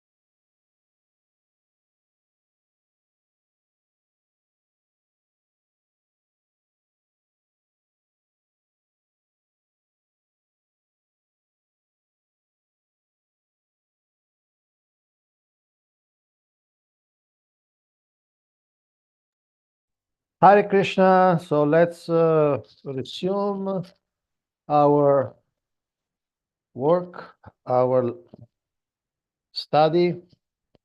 We have 1 hour, 50 minutes, and then you'll be free from me for another week. Manohar Dvija Prabhu, your hand is still up. You want to say something? Prabhuji, I was just reading your article. There are two questions. You know, Okay. you have not, mentioned Varnashram in the whole article, but at the end you mentioned the nostalgically clinging to romantic but impractical beliefs. The sure we are messing up with Varnashram. So how, yes, in the first, in the first part you say that monarchies are were good. It was an ideal way of running the governments because of many reasons. Then you say that No, Srila no, Prabhupada. no, sorry. No, it's not many reasons because Yes, the yes, owners were yes, yes, qualified. yeah, yeah. Okay. So in the next part, you say that or Srila Prabhupada rightly said that because monarchy is not possible, then the last option we have is democracy. But next is because we don't know who is the best, so our voting is, it's not making any difference. So Sorry. Can you repeat that? I didn't catch. the people who are voting are Ah. not experts, are not educated, are not qualified. Mhm. So it is a bogus system. And but at the end conclusion, Srila Prabhupada rightly said that if we are all are Krishna conscious, then it's obvious that the elections would be between the Krishna conscious people, and the elections would be won by Krishna conscious person. So at the end, the government will be run by Krishna conscious person. So the best part is preaching. So preach and make more and more people Krishna conscious, so that the government will be at the end will run by Krishna conscious person. But that way of it was driving the whole article. It's very very nice, but at the end I was little confused when you write that nostalgically clinging to romantic but unpractical beliefs is sure way of messing up varnashramas. So Uh-huh. how the varnashrama is linked, or how the varnashrama is, the system of varnashrama is disturbed. Why is it whether it is a monarchy or a Vedic monarchy is not possible, but how democracy is disturbing the generic varnashrama system, and it is bad for it. Okay. Now, let's start with one concept. You said democracy is a bogus system. Yes, I agree. Meaning that it's a very bad system. But it's the best we have. That's the situation. It's like almost a paradox, okay? Just like, okay, you have to eat something.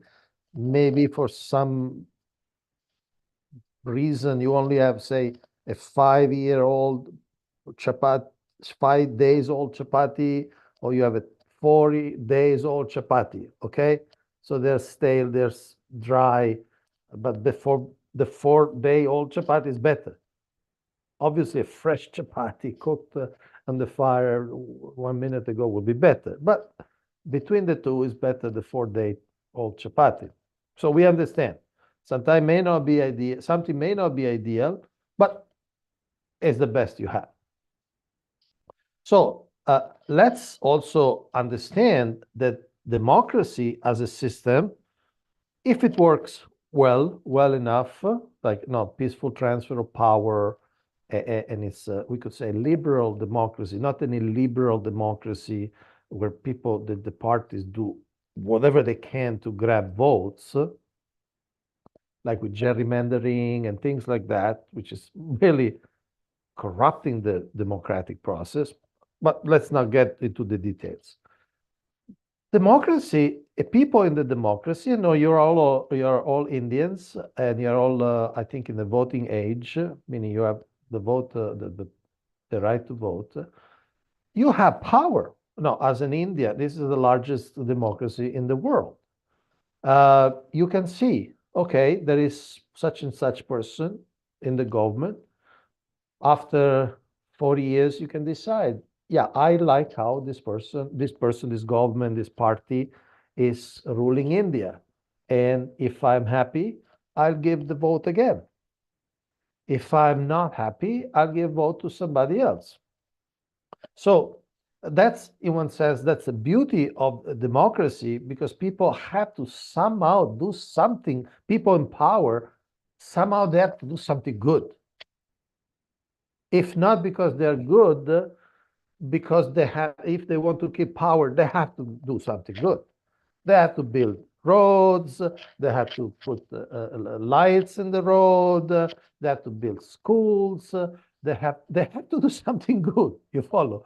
Otherwise, people would say, hey, the government before was better, or this other party promises something better, so I'll vote for some other thing. So that's a real power, and it's a real benefit of democracy. Let's not forget, because you can judge now. You can judge. Okay, as we said, many people don't have the capacity to judge and all that, but people can see how much money I have in my pocket under this government, how much my money is worth, how much inflation. Okay, I had 100 rupees, I could buy, I don't know, 10 kilos of rice, and now after 40 years, I can only buy 5 kilos of rice. There means something wrong in the economy. No, I look at the newspaper, there is unemployment at 10%, but after 40 years, the unemployment down to 5%. Something is working. I see. So let's not forget the benefit of democracy. And then the fact that pushes the rulers to do something good if they want to keep ruling. Okay. So let's not forget that. Second, one thing I quote in the article is that Srila Prabhupada said, monarchy is abolished by the laws of nature in every country. That's in the 4th canto. So in other words, Srila Prabhupada said, it's not just a choice, what I think, what ideology, what political theory. It's just by nature, because the kings became unqualified. So it was abolished. And now there are some kings, but they're only ceremonial heads. Okay? So it's really not a choice. It's like nature, the nature of thing, remove absolute monarchy. Varnasha. See, many times you will see that Srila Prabhupada, when talking about leaders, Kshatriya, because like Kshatriyas, he says the king or the executive head. He equates them. In other words, the function is the same. It may be a king with a crown in his head, big mustaches, or it can be a president like in America, okay, with suit and tie. That the function is the same. Prime minister, in some place the power is in the prime minister, in some place the power is in the president, depending on the arrangements. Okay, so but when Srila Prabhupada uses, and he uses many times, what does it mean? It means that there is a function in society, which is to lead society, govern society, rule society. It could be a king, it could be a president, it could be a prime minister, it could be something else, it could be a dictator, it could be a military dictatorship, which happens, right? The general in charge of some African country, it just grabs the power. Okay? So when Srila Prabhupada talks about political systems and Varnashram, he talks in a neutral or broad way. There are Kshatriyas, and there will always be people who are on top. Somebody has to be on top. But just by the nature, it's not that 10 million people can self-govern themselves. No.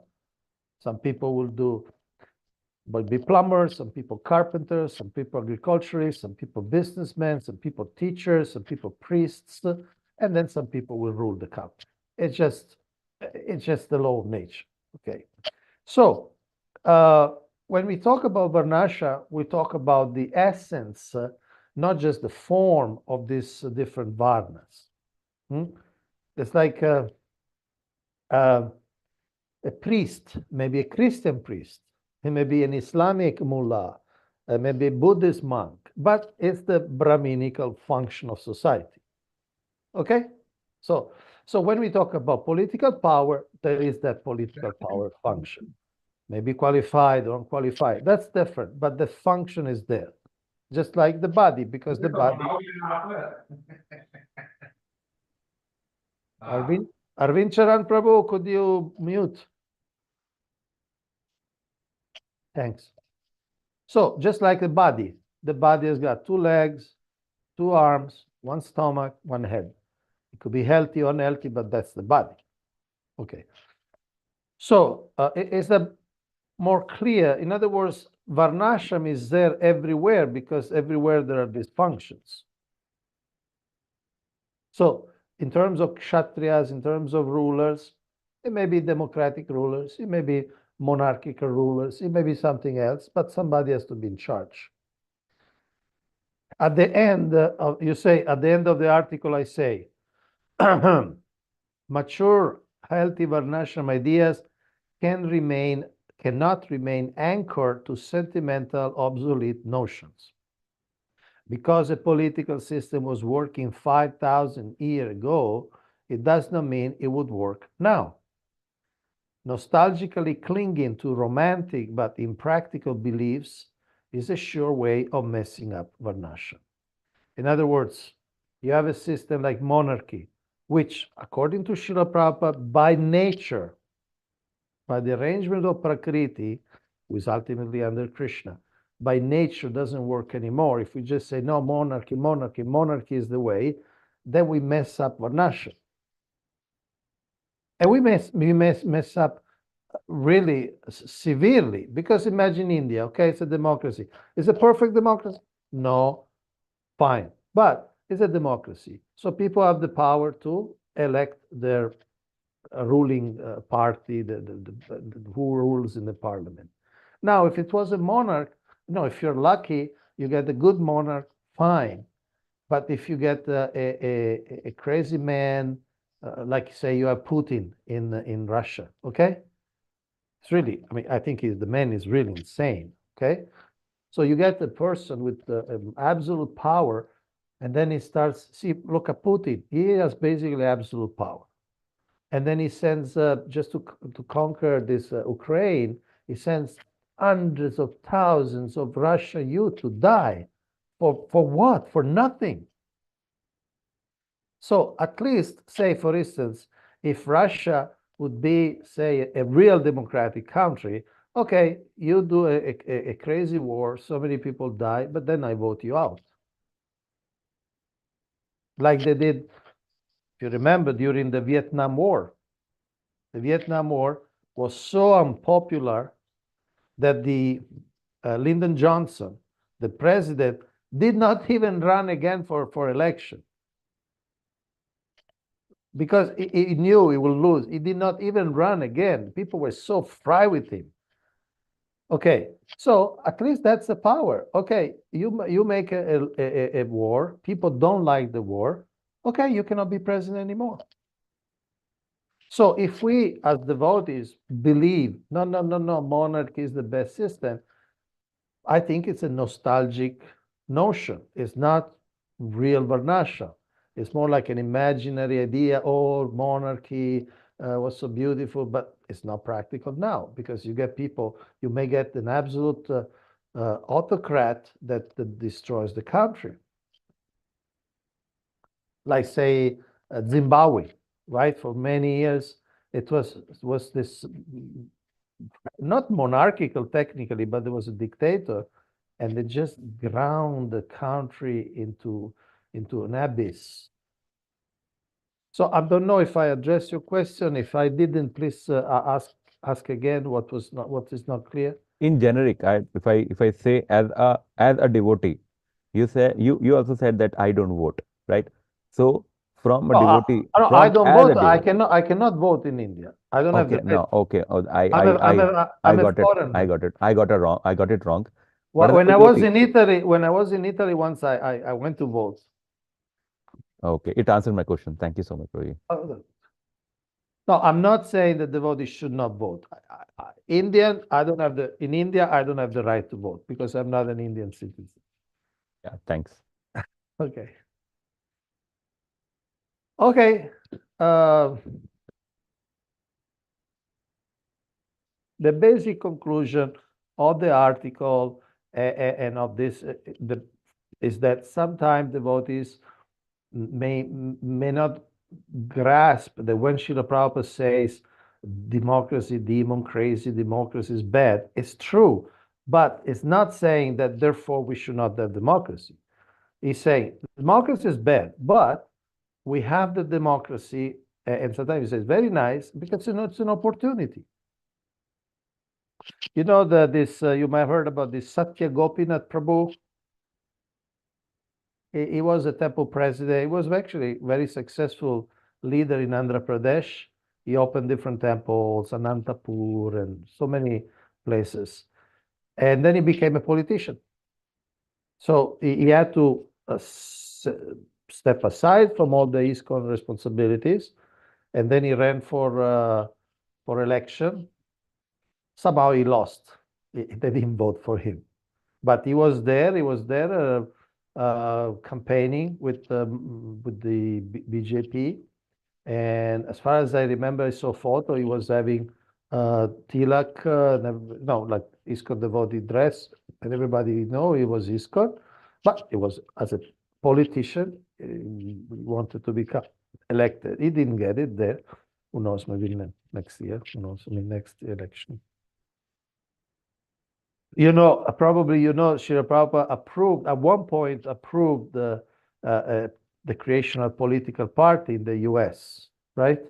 There was Balavanta Prabhu, who was at one point was a GBC, and he created a party, In God We Trust. And they ran some local elections. They also didn't win. So first of all, Srila Prabhupada supported it. And he explained Krishna consciousness in every field of life. It's not that we go and live in a cave. But then after some time, Srila Prabhupada said in a letter, look, this costs so much money, so much, and it's not successful, so forget about it. So Srila Prabhupada was very pragmatic. If something is useful and works, fine. If something doesn't work, you can try, but if it doesn't work, what's the point? I remember there was a sannyasi in Italy. He was a GBC for Italy.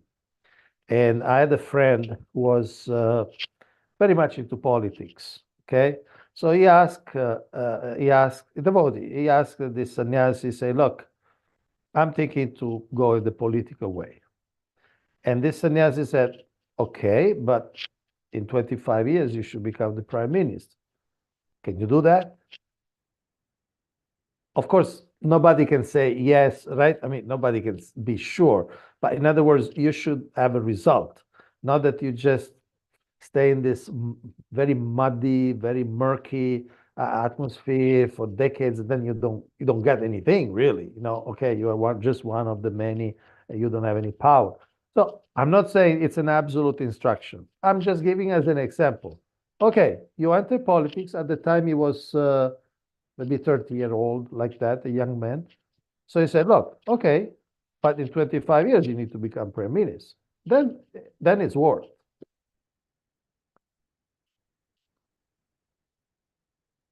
I think Radhakesha Prabhu is crossing his arms because he's tired of this discussion. So let's move on. Thank you, Radhakesha Prabhu, for your clear indication. Okay, so we are almost done with this chapter. So the conclusion is people were so happy that they were not asking anything. Certainly include that they didn't want to change the king, they didn't want to change the political system. Text 19. This text 19 is the segue, is the introduction of the next chapter. It says that in Brahmavarta, there was a convention of Brahmanas, and the sons of Rishabhadeva heard them carefully. So they all heard. There was this convention of Brahmana teaching Dharma, teaching Shastra, and the Rishabhadeva went there with their son, with his sons. We heard that very carefully, and then Rishabhadeva spoke. And so next chapter is what Rishabhadeva spoke, which some of these teachings are among the most famous Bhagavatam verses. Very, very foundational, very Bhagavatam, like the essence of Bhagavatam, a clear rejection of material ambition and a strong encouragement to spiritual life. So we'll start.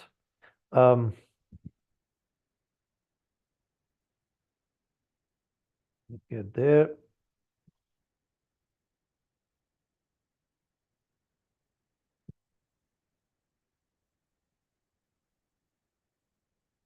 So we move to chapter 5. And I would say the chapter starts with a bang.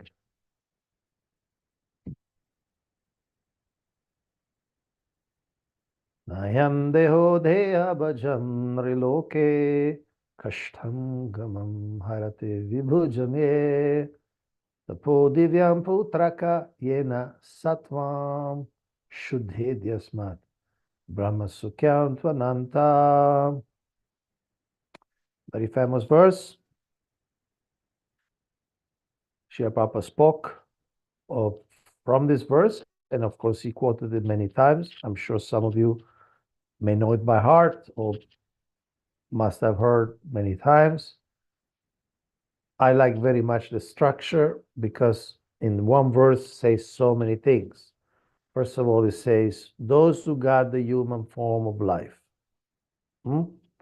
Those who have the human form of life in this world, among all those who have bodies, they have bhajan. Among all those who have bodies, those who have the human form of life, they should not focus on sense gratification. Especially should not work hard day and night simply for sense gratification. Kashtan, kamam, kashtan. It's you have this word in Hindi, kashta? Do you have? It means what? Trouble. What does it mean? Trouble. So this word exists also in Canada. My father-in-law he always say tumba kashta. That in Canada means great trouble. He always speaks like that. So don't accept the kashta, the trouble, the tribulations for sense gratification, which ultimately is available also to vidbhujams. Vidbhujams means stool eaters. And Srila Prabhupada expands, who are these stool eaters? Dogs and hogs. The first time in my life I saw actually a dog eating stool was in India, because in the West, generally dogs don't eat stool. They have the whole market, they all have their whole industry of food for dogs, and there are less stray dogs. Generally, dogs are very much pampered, and probably a Western dog will refuse to eat stool because they have all their food and this and that, their advertisement. It's a huge industry. But in India, once I saw a dog actually eating stool. I'm sorry if I'm being graphic, but it's the reality of life. So Rishabhadeva is saying, look, these poor animals, they eat stool, so they really don't act like them because they also have sense gratification. It's a fact. They eat, they sleep, they mate, they defend themselves in some form. They do the same things in a more rudimentary way.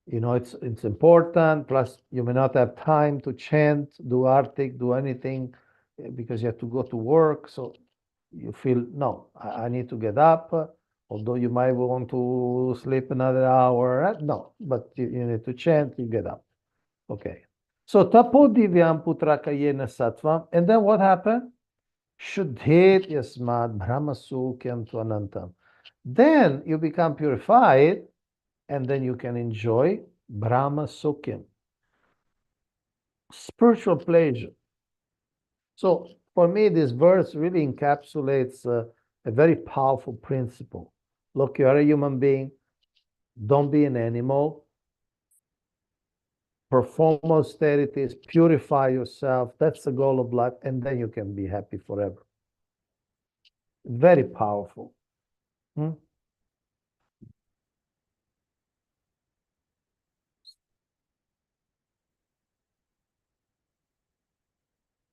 And Srila Prabhupada elaborates. He said, it is significant in this verse that the government and the natural guardian, the father, should educate subordinates and raise them to Krishna consciousness.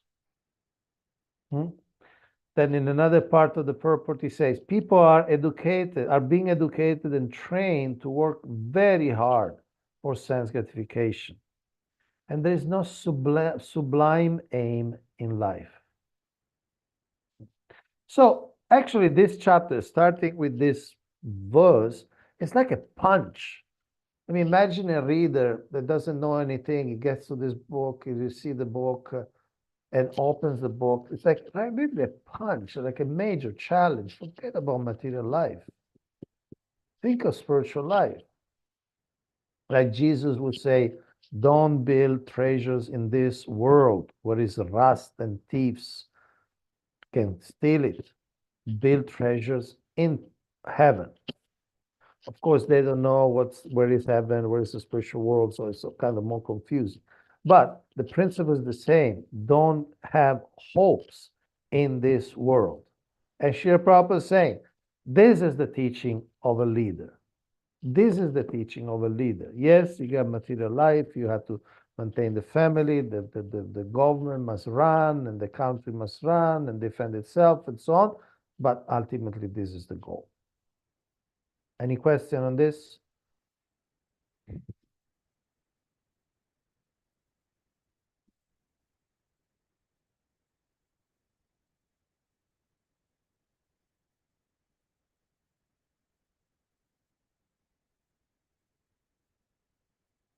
So we move on.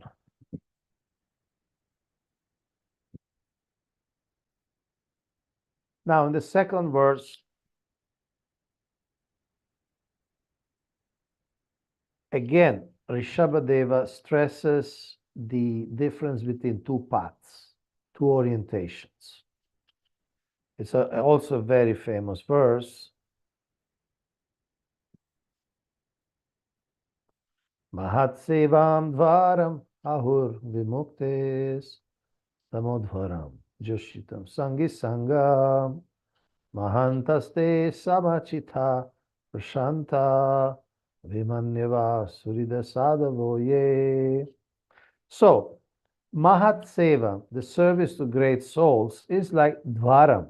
It's a door. It's the door to liberation, vimukta.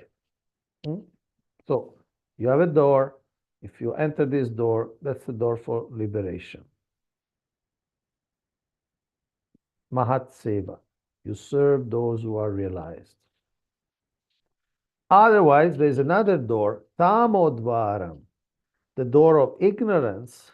Srila Prabhupada say, the way, or whoever translated this Tamodvaram, the way to the dungeon of a dark, hellish condition of life. Sometimes Srila Prabhupada would do personally the word by word, and sometimes would let the Sanskrit editors do the word by word translation. Obviously, in the first canto, he did himself because he was alone in India. Fifth canto, I'm not sure. But here, this is a very graphic description.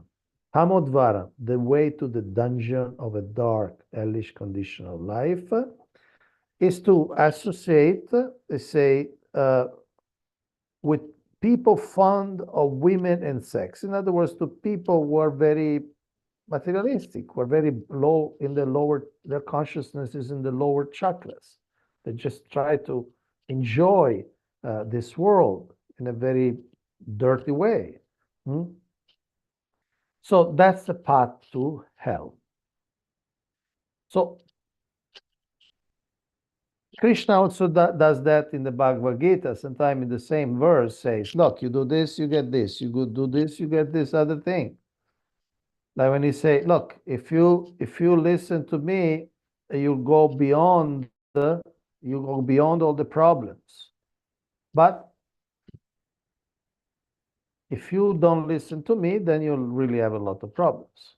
So this is the same technique. Put the two opposites together. Mahat seva aham dvara mahat sevam dvaram ahur vimukta tamodvaram yoshitam sangi sangha. And then he describes the Mahatmas. They are equipoised, they don't see any difference between one living entity and another, they are peaceful, and they are fully engaged in devotional service. They are not angry, they work for everyone's benefit. Okay. And Srila Prabhupada points out one thing: the human body is like a junction.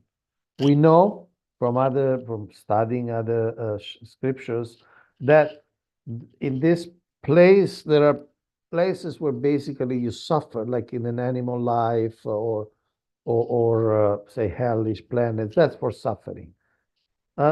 And there are places where you enjoy Svargaloka, you have the Apsaras, you have your personal airplanes and all that. Okay. But human life, this planet is really a junction. It's where you can go up or you can go down. Like in Svargaloka, it's hard to go up, and it's also, you cannot really go down to hell. I mean, I never heard that you can go to hell from Svargaloka. Of course, you come down when your credits are finished, but I don't think there is sinful life in Svargaloka. But here, you can really do the best and say, go to Goloka Vrindavan, or you can do the worst and go to hell, literally to hell. And even experience hell in this very life. Depression, confusion, suicidal tendencies, desperation, hopelessness, great effort. Some people work in the mines. You saw this few weeks ago, there was this problem with the miners. I'm sure many of you heard that, right? There was these miners that they got trapped in India. You didn't hear? Dina Pavani Gora Priya Mataji didn't hear. Some of you heard this in the newspaper? Yes, Prabhuji. I mean, it was a big thing. Actually, it was discussed in newspapers all over the world. And how many people were there? Do you remember? A dozen or something, 20? How many people? Do you remember? I think it was 27, Prabhuji. Okay. And for how long they were trapped? Some 41 hours before the first ones could be taken out. I think this is what I remember. Yeah, but it was also much longer. Some they stay Much longer. Many days. The first break. 10 or 12 days. Okay, so 10 or 12 days, these people were blocked inside a cave because something collapsed, and they were trying, and they tried one way, then it didn't work. Also, the machine broke. And I mean, I didn't read the articles, I just see the headlines. So, but you see, and even this is, of course, it's a special day, but even a normal day to be a miner, it's a hellish condition. You go inside, it's so dangerous, so dark, so damp. You sweat for hours just to get some coal or get some diamonds, which would not be yours. So it's a hellish life. And of course, if you become trapped, it's even more hellish. So I'm just saying, this life, it's a junction. One can go up or can go down. So you all are people who chose to go up, up, up, and so you're all very fortunate. Like Srila Prabhupada would say, mimicking the kind of the hippie mood, stay high forever. Number 3. Okay, basically here it says that they may be householders. These people will try to be to evolve, to advance. They're not necessarily are monks or sannyasi. So, but they're not attached to their homes. They're not attached to wives, children, friends, or wealth. And again, it also means in a material way. Of course, if you have some money, you need to be not attached, but you need to be in a position of guardianship. Okay, what we'll do with the money, how to invest, how to spend, how much charity. And of course, it's nature, you love your wives or husbands, children, friends. But of course, you spiritualize these relations. And not just attached to the bodies. So, in fact, here it says they're not indifferent to the execution of their duties and are only interested in collecting enough money to keep the body and soul together. In other words, they're not trying to become rich. They're not trying to get into super headaches. So, this is the concept of frugality, both economic and emotional. As we said at the beginning of today, marriage is for peace. Peace means this is my woman, this is my man. That's it, full stop. Okay, for this life, this is my companion of the opposite gender. I'm not looking for more. I'm not looking for a paramour. I'm not looking to change the husband. I'm not looking to change the wife. It's like, okay, that's it for this life. Next life, we will see. So this, I would say, I would call it emotional frugality. I tell you, in the West, I'm talking in general, now also in India, but there is so much pain now, breakups and heartaches and adultery, and people are never happy. I tell you, my wife told me something. I won't give you details of which temple, but there was in a temple she visited in America. There was one lady. She's a 70-year-old, and she was still looking for romance. And she was looking she was not just saying, well, if this, she was really like, that was the main thing in her life. I would like to have love. And she's 70-year-old, and she's a devotee, initiated devotee, but somehow still, she feels so dissatisfied that no, she's divorced and this and that. And people look, you know that, I don't know if you know, probably you don't, but of all the published books in the world, you know the genre which is more sold is romance? About 30% of all the books sold and read in this planet is about romance.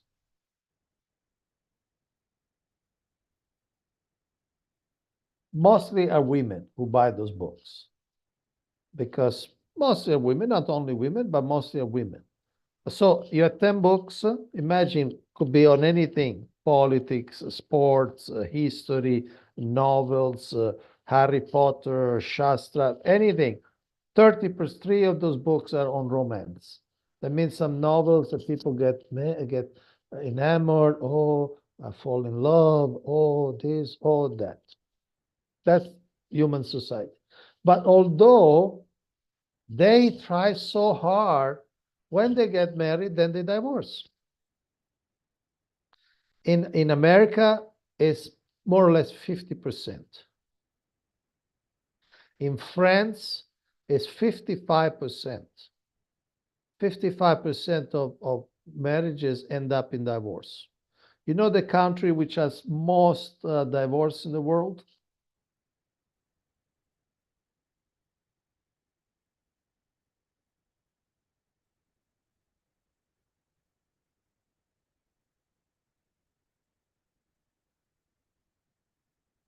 Probably you don't know. I tell you, it's a small country in Europe, Luxembourg. You heard Luxembourg? It's a country.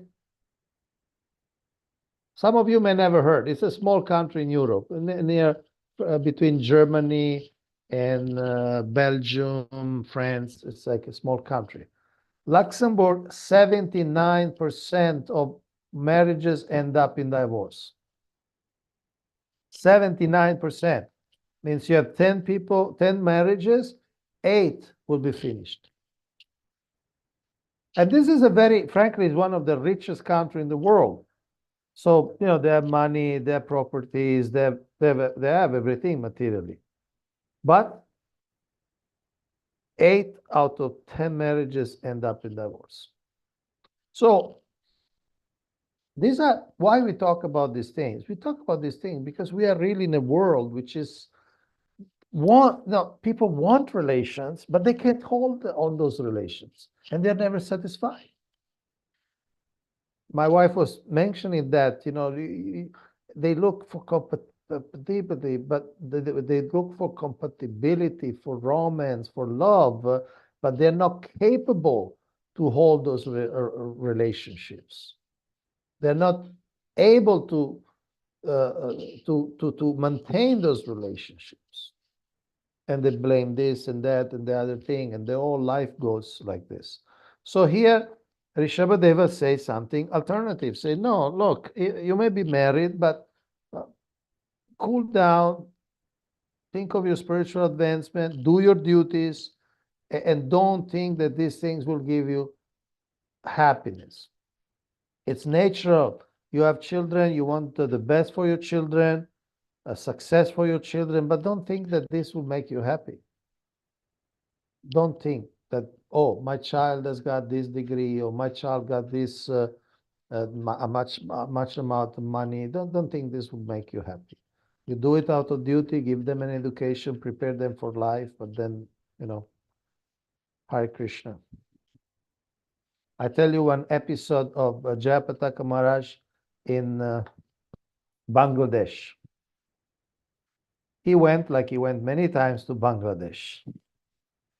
And some small town, small village.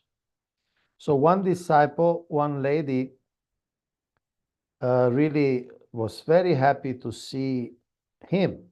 So she was dancing, Jai Guru Maharaj, Jai Gurudev, Gurudev, Gurudev, super happy, okay? And then after a couple of minutes, Maharaj met the husband. And the husband was crying, really heavy crying. So Maharaj asked, well, what happened? Well, our son just died, which is probably the greatest psychological pain and agony for a person, to see one's son die. And then Maharaj asked, but I just saw your wife, and she was jumping in kirtan, happy. And so the wife came and she rebuked the husband. She said, hey, don't talk about this thing. Our guru is here. We should be happy. We should give him joy. We should be happy. Don't cry. Come on. I mean, imagine the level of realization of this woman. She just lost her child, but she said, no, the guru is here. We don't want to bother him with these things. We need to be happy because the guru is here. We need to give him happiness. Don't bring up this thing. Yes, our son is dead, but, you know, don't worry about that. It's like, whoa, you know, that's like a real Krishna consciousness. So basically, I mean, obviously, it's a very special example. That's why I remember it. So the idea is that yeah, don't be too attached to the joys and pain of this world, because they will be there. Some people are more pain, some people are more joys, but there will be this fluctuations of pleasure and pain. And so you be steady. Like this lady, she was steady. Look, the guru is here. We need to celebrate.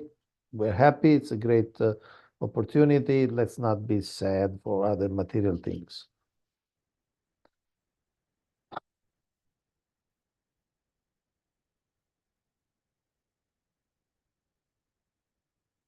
And Srila Prabhupada makes a point here. A householder should endeavor to earn money for the execution of bhakti yoga. A householder should lead such a life that he gets full opportunity to hear and chant. He should worship the deity at home, observe festivals, invite friends, and give them prasadam. A householder should earn money for this purpose, not for sense gratification.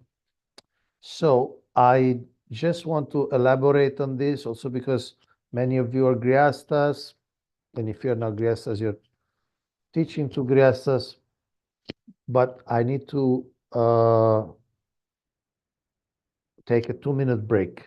Please be patient.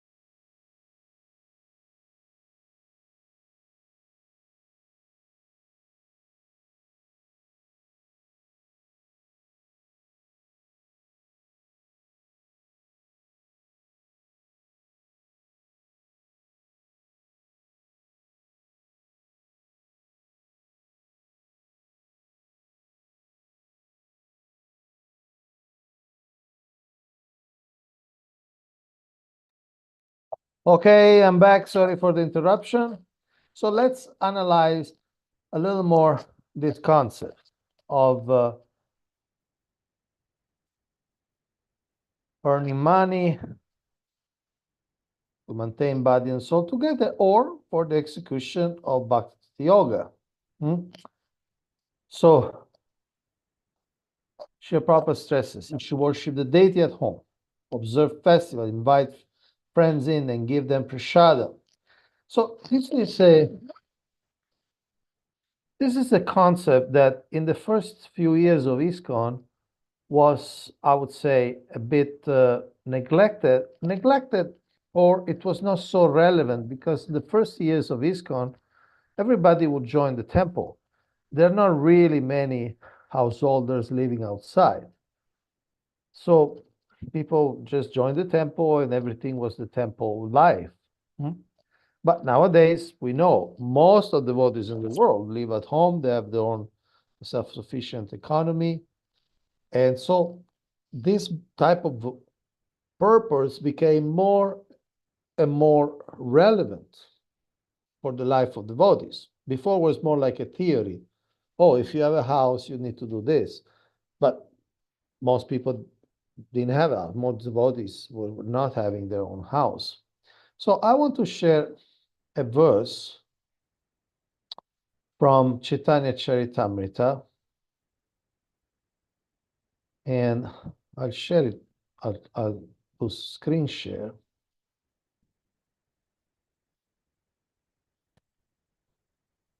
This is about Lord Chaitanya, the home of Advaita Acharya. Gare yara kara sada Krishna Sankirtana, Krishna Nama Krishna Katha, Krishna Aradhana. Can you all see the screen? Yes, Prabhuji. Who likes to read translation and purport? Can I Prabhuji, may read? I? Whoever spoke first. Yeah, I don't know who spoke first, but whoever spoke first, please read. Okay. Lord Chaitanya Mahaprabhu requested them to all return home and begin chanting the holy name congregationally. He also requested them to worship Krishna, chant his holy name, and discuss his holy pastimes. Purport: the cult of Sri Chaitanya Mahaprabhu, the Hare Krishna movement, is very nicely explained by Lord Chaitanya Mahaprabhu authoritatively. It is not that everyone has to take sannyas like Sri Chaitanya Mahaprabhu. Everyone can execute the cult of Krishna consciousness at home as ordered by the Lord. Everyone can congregationally chant the holy name Hare Krishna, the Hare Krishna Mahamantra. One can also discuss the subject matter of the Bhagavad Gita and Srimad Bhagavatam and install deities of Radha Krishna or Gauranitai or both and worship them very carefully in one's own home. It is not that we have to open different centers all over the world. Whoever cares for Krishna consciousness movement can install deities at home and under the superior guidance worship the deity regularly, chanting the Maha Mantra and discussing the Bhagavad Gita and Srimad Bhagavatam. We are actually teaching in our classes how to go about this. One who feels that he is not yet ready to live in a temple or undergo the strict regulative principles in the temple, especially householders who live with a wife and children, can start a center at home by installing the deity, worshipping the Lord morning and evening, chanting Hare Krishna and discussing the Bhagavad Gita and Srimad Bhagavatam. Anyone can do this at home without difficulty, and Sri Chaitanya Mahaprabhu requested all the devotees present there to do so. Okay, so see, I've been working with congregational development. So this type of purpose, and of course, it's not the only type of this purpose, but only example of this type of purpose. This kind of purpose is very important, also because it gives an aspect of the mission that sometimes devotees are not so aware of the vision of Srila Prabhupada. Here, Srila Prabhupada says something that for some of you may sound revolutionary. He says, whoever cares for Krishna conscious movement can install deities at home. And he says it is not that we have to open different centers all over the world. Of course, he was very enthusiastic in opening temples. But here he's also saying, yeah, it's not that ISKCON as a society, as an incorporated organization, necessarily needs to open temples. Of course, you're opening so many temples in Delhi, and that's glorious and that's very powerful because when those temples are open, people naturally flock. So I'm absolutely neither Srila Prabhupada nor myself are talking against opening temples. But at the same time, Srila Prabhupada is stressing that, I would translate it that a temple is what a temple does.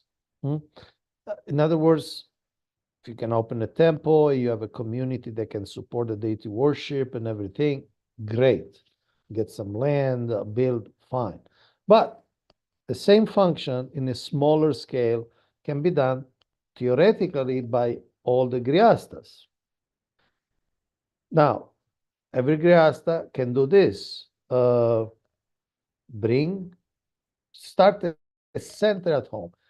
Again, what does it mean a center? Doesn't have to be owned by ISKCON, doesn't have to be even have the sign ISKCON, but it's a place where people are invited. First of all, the family does, but then people are invited to chant, hear about Krishna, learn about devotional service, and practice and see an example. So this is a concept of real empowerment. A real empowerment. Srila Prabhupada believed that householders can do that. He speaks also about that in the second canto, how the devotees could install deities. Now, some cases may not be ready to install full deity with 6 artik, 6 offering a day, but I'm sure all of you have some form of altar, some form of worship. Maybe it's, if not deity, some picture, but you have some place. Call it puja room, call it whatever you like, but you have some specially sacred place in the house where you do the worship, where you do the offering, and so on. So I wanted to share this because it's essential within Srila Prabhupada's mission. And sometimes, but this is my observation, we don't give too much attention to this. Often we just tell the people, come to the temple, come to the Sunday program, come to the temple, come to the temple. There's nothing wrong to invite people to the temple, but at one point, when people come to the temple, come to the temple, come to the temple, then they need to do the same thing at home. And so that their center becomes a place of spiritual cultivation and of spiritual outreach. So, any question about this? Any doubt?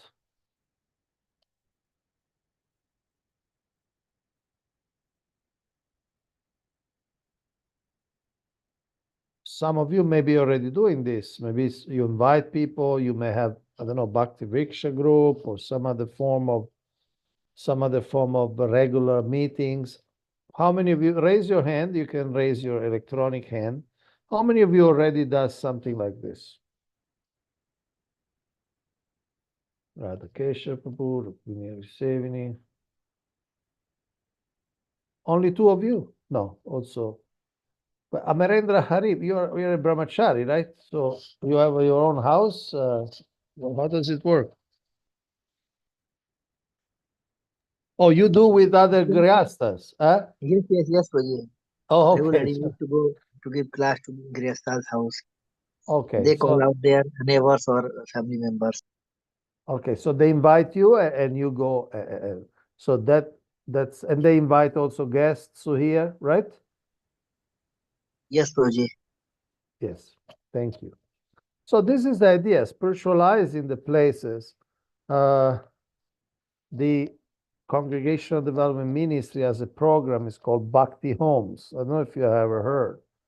And we would really like to promote it. Bhakti Homes means recognizing devotees, recognizing homes where spiritual activities are taking place. After the class, I will share the link so you can read what's the idea. But the idea is that, yes, maybe devotees come first time to the temple because the temple is big, is attractive, ISKCON is famous, the deities are beautiful, and maybe there's a festival like that, prasad and this, that. But then as they come again to the temple, then they should do the same thing at home. There is a famous for those who work in congregational development is a very famous letter which I want to share with you. Give me a moment.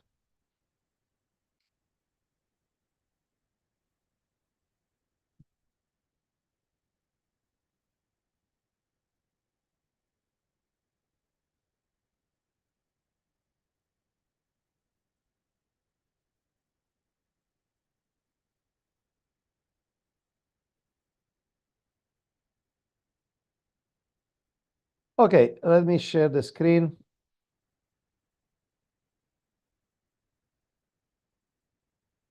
So this is a letter to Bhavananda Prabhu in 72. Srila Prabhupada was in New York, in New Zealand, but he's talking about Calcutta. So,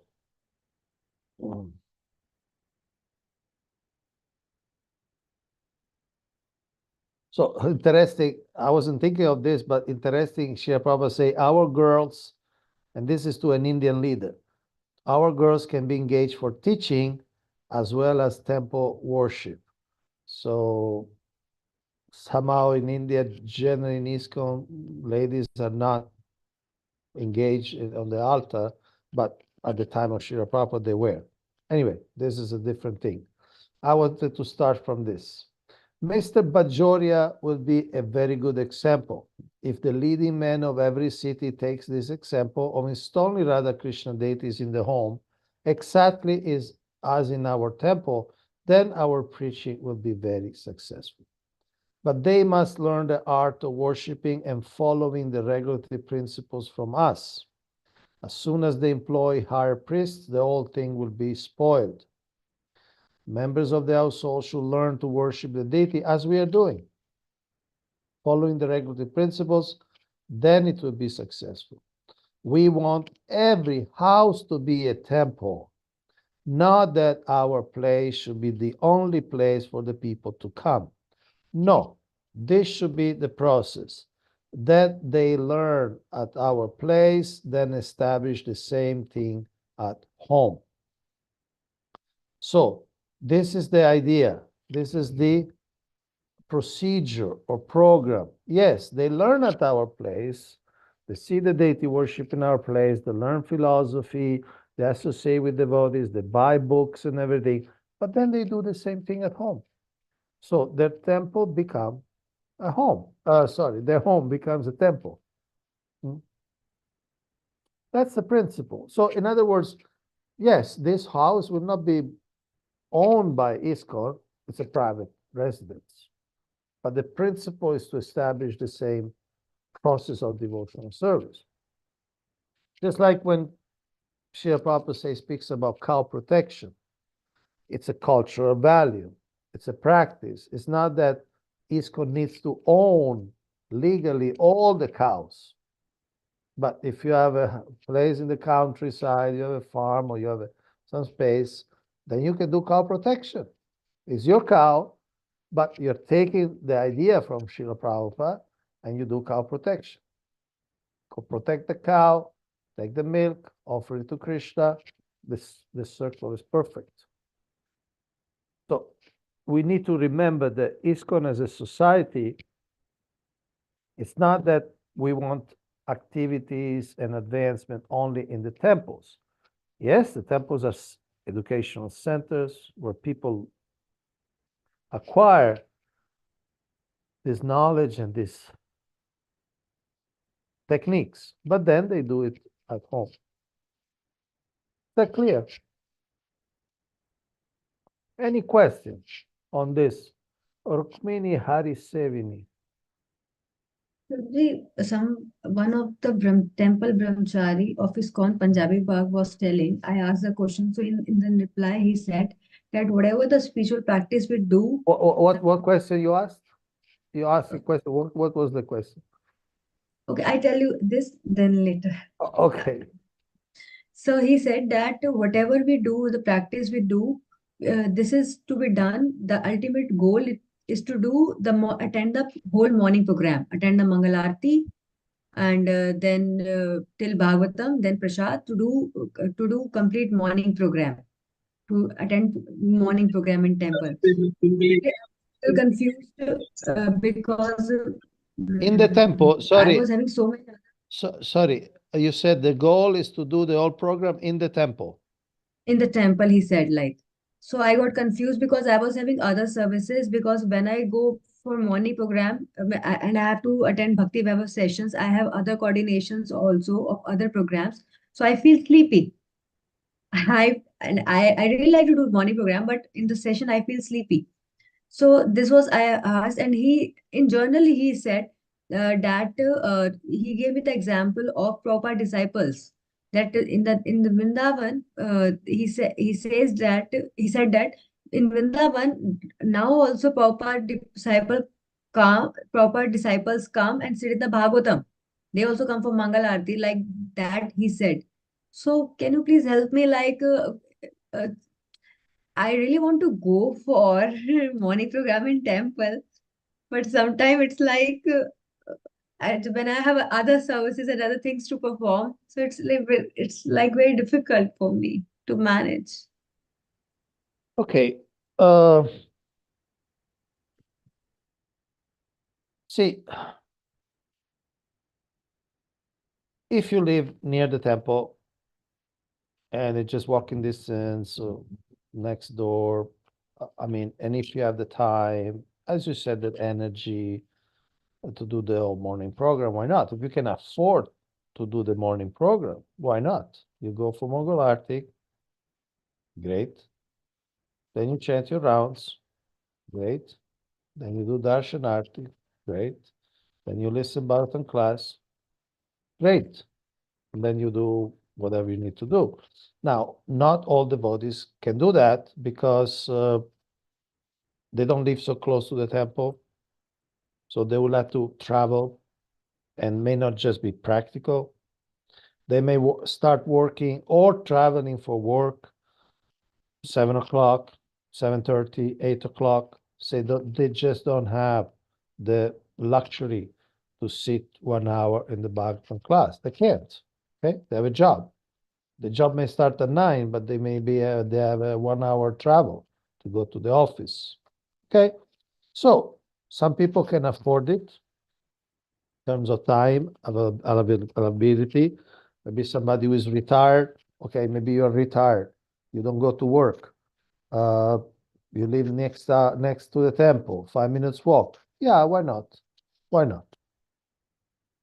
At the same time, because the principle is to do the best one we can, and also to do the best, meaning the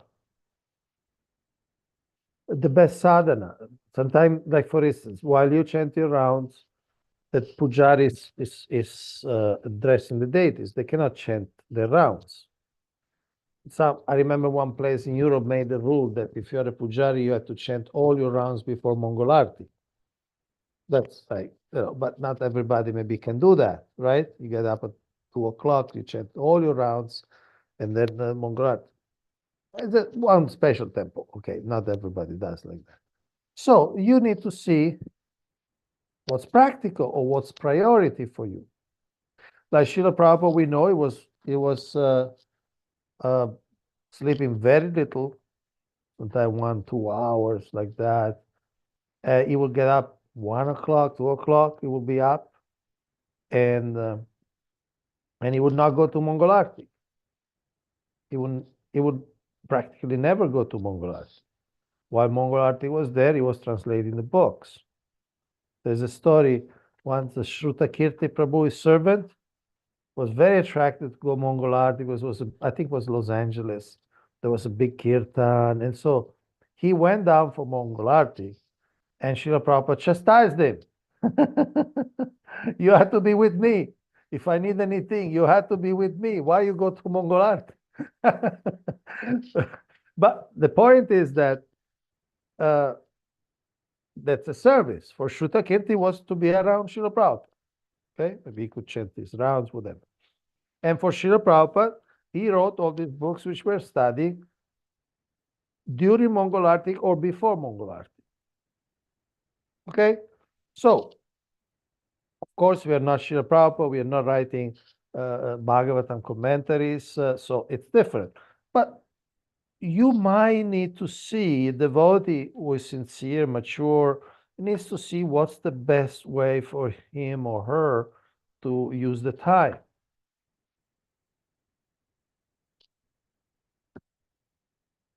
You need to see. Now, I cannot really give detailed suggestions because everybody's life is different. Some mothers have 3 children, they have to prepare breakfast for the children, right? So imagine these children are at home, hungry, crying, and the mother, no, no, no, I'm in the temple, I need to have darshanati. Doesn't work. In fact, you spoil your children because they feel they may start hating the temple because the temple is eating my breakfast. My mother, I'm like an orphan. And there are devotees, I tell you, there are second generation devotees who felt like that. The mother wasn't there with them because the mother had to go in the temple, temple, temple, temple, temple, temple, temple, temple, temple, temple. And so these children develop a kind of an animosity to the temple. So everyone has got their own situation. Everyone is an adult here, and they have to see. Obviously, if you are sincere, you want to do austerity, like we're studying, you want to do austerity, you want to be sincere, and you do your best. Even Srila Prabhupada said, as a Grihastha, he was chanting like 4 rounds before the different meals. You know this, no. So you see your life, you see your job, you see your obligation with children, with husband, and this and that, and everything, and see what works best for you. Okay? So it's 1 o'clock, and because of your busy schedule, I don't want to take more of your time. So, Krishna willing, see you next Saturday. Hare Krishna. Now, so the class is officially over. We will not do any more verses. It's over. But if you have some questions, you want to continue a few minutes informally, I'm here. I'm not in hurry right now. Oh, we have 2 hands up. Prabhuji. Manohar Dvija Prabhu. Yes, Prabhuji. I had a question. When we say that we should do sadhana in practical way, isn't we give us an undue comfort zone? We always see a practical priority over, there will always be a practical priorities. So when we see, we have the priorities of children's, we have priority of parents, we have priorities of, there are a lot of priorities. So when we see from the spectacles of having practical priorities also before uh, going into some programs of temple also. So we always keep, isn't we always keep us in a comfort zone when we start taking this. I don't know. You should decide if you do it as an excuse, as a pretext, or because you're really obligation. If you have children, they have to eat, right? So you need to make some arrangement. Maybe you have a cook, or maybe you cannot afford a cook. I mean, certain things are fixed in life. Children need to eat, right? I mean, you follow what I'm saying? There are certain things that they are fixed and they are non-negotiable. We need to sleep a few hours a day. Some people may manage a little less, but we need to sleep. You got to have that time. And the children need to sleep. No, sleep, yes, also. They need to also eat. And they need to go to school, right? And somebody needs to bring them to school. Now, if you are rich, you may have a servant with a car who brings them to school and picks them up. If you're not so rich, you have to pick them up. Your wife needs to pick them up. So those are non-negotiable things. As you said, and you have been very, you're being insightful. You're saying sometimes we may do it as a to support or to mask our laziness. Oh, I have children. Oh, I have this. Oh, I have that. That's a danger. But very often it's just non-negotiable. But how can we, what is the one thing which must be in our mind to balance our priorities over some very important sadhana programs, so that you know how can we keep ourselves motivated, that should not m- that should we should not make these things excuses in mind and see it in a practical, see as a practical priority. That's why I'm saying it's very individual. You need to see your non-negotiables in life. You need to see. Some devotees work at night, right? As guards, or some work at night. And that's not negotiable. You have that job. You work from 10 at night to 6 in the morning. I know devotees who work like that's their job. So yeah, maybe it's a job they don't have to do much. They can chant a lot of rounds. They can, or maybe it's a factory job. Depends. So each one, like for instance, I know a devotee, good brother in Germany. He was working, say, 10 to 6 in the morning, 10 at night to 6 in the morning. And he was just basically had to sit there like a guard. So he could chant a lot of rounds, he could study. So for him, obviously, by 6 o'clock would have finished all these rounds and be studied the Gita and everything. Somebody else, maybe that it was more active job, so he cannot chant during the job. So I cannot just give like a guideline. That, as I said, the main thing should be sincerity, Mahat Seva, a sense of identity. I want to serve my guru. I want to serve the mission. I want to serve Krishna. And then, as householders, we see what's the best. Some devotees, for instance, attend Mongol Artik online or Darshan Artik online. They're very regular. Or I know a couple, they every day they were listening to Mayapur TV class every day. So it's 8 to 9. So they're cooking and doing other things, and they listen to the class. Like some of you are doing.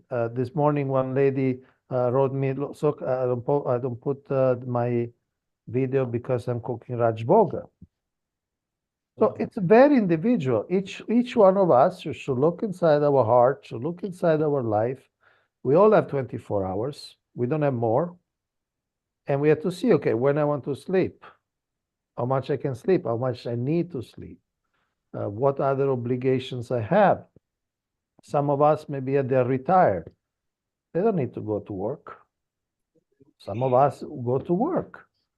And that's 8 full hours, maybe another hour of transit. So we should try to be our best. I mean, I'm sure that you find the time for this Bhakti Vaibhava. So I assume, I observe that you are all very sincere, very dedicated. Otherwise, I mean, you don't have to take Bhakti Vaibhava, right? It's not like a obligation, right? You want to advance, learn the Bhagavatam and all that. In terms of scheduling, you got to see. For Srila Prabhupada, is best is what they want, what he found that worked. Okay, translate the books, which was his main service. Translate the book, and don't go to Mongol Arti.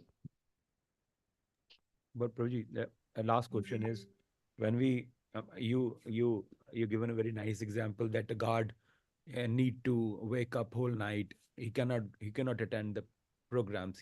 But he has enough time to read and chant. But the another side of coin is that in the society, uh, sometimes others take you as useless because you can't do anything for the society at from the service point of view. So and they can't see you attending the programs. They can't see you attending You mean the the society, ISKCON society, or society in yes, general? no, I'm talking about ISKCON society. So Okay. because you are not contributing, because of your priorities, they take you as useless, and then the demotivation factor comes in some devotees, that yes, because we can't attend, they take us non-devotees. In some way, I think things happen between the devotees. See, it's a fact. Look, as I said, I work with congregational development, and it's a culture, how to build a community.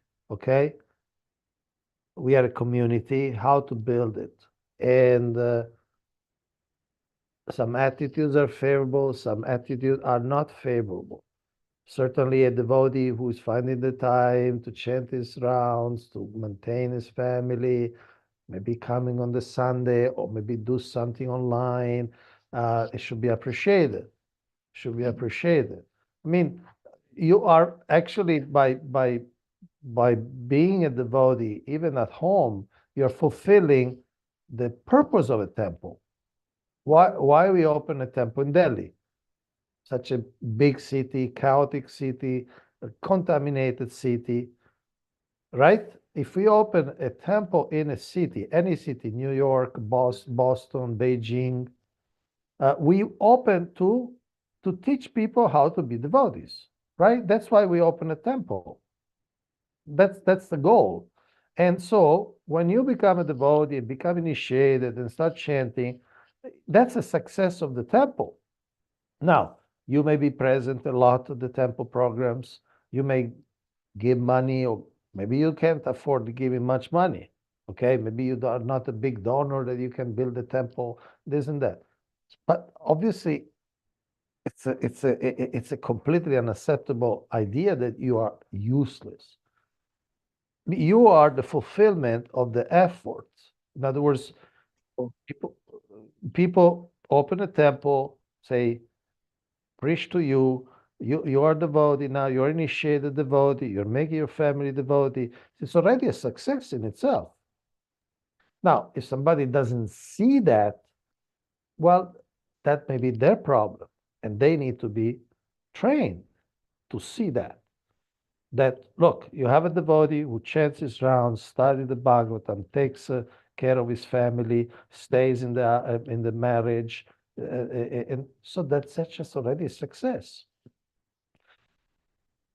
Now, Why I'm asking is, Prabhuji, that yeah, sometimes when devotees are asked for initiation, the first ah, question, are you attending Mangala Aarti?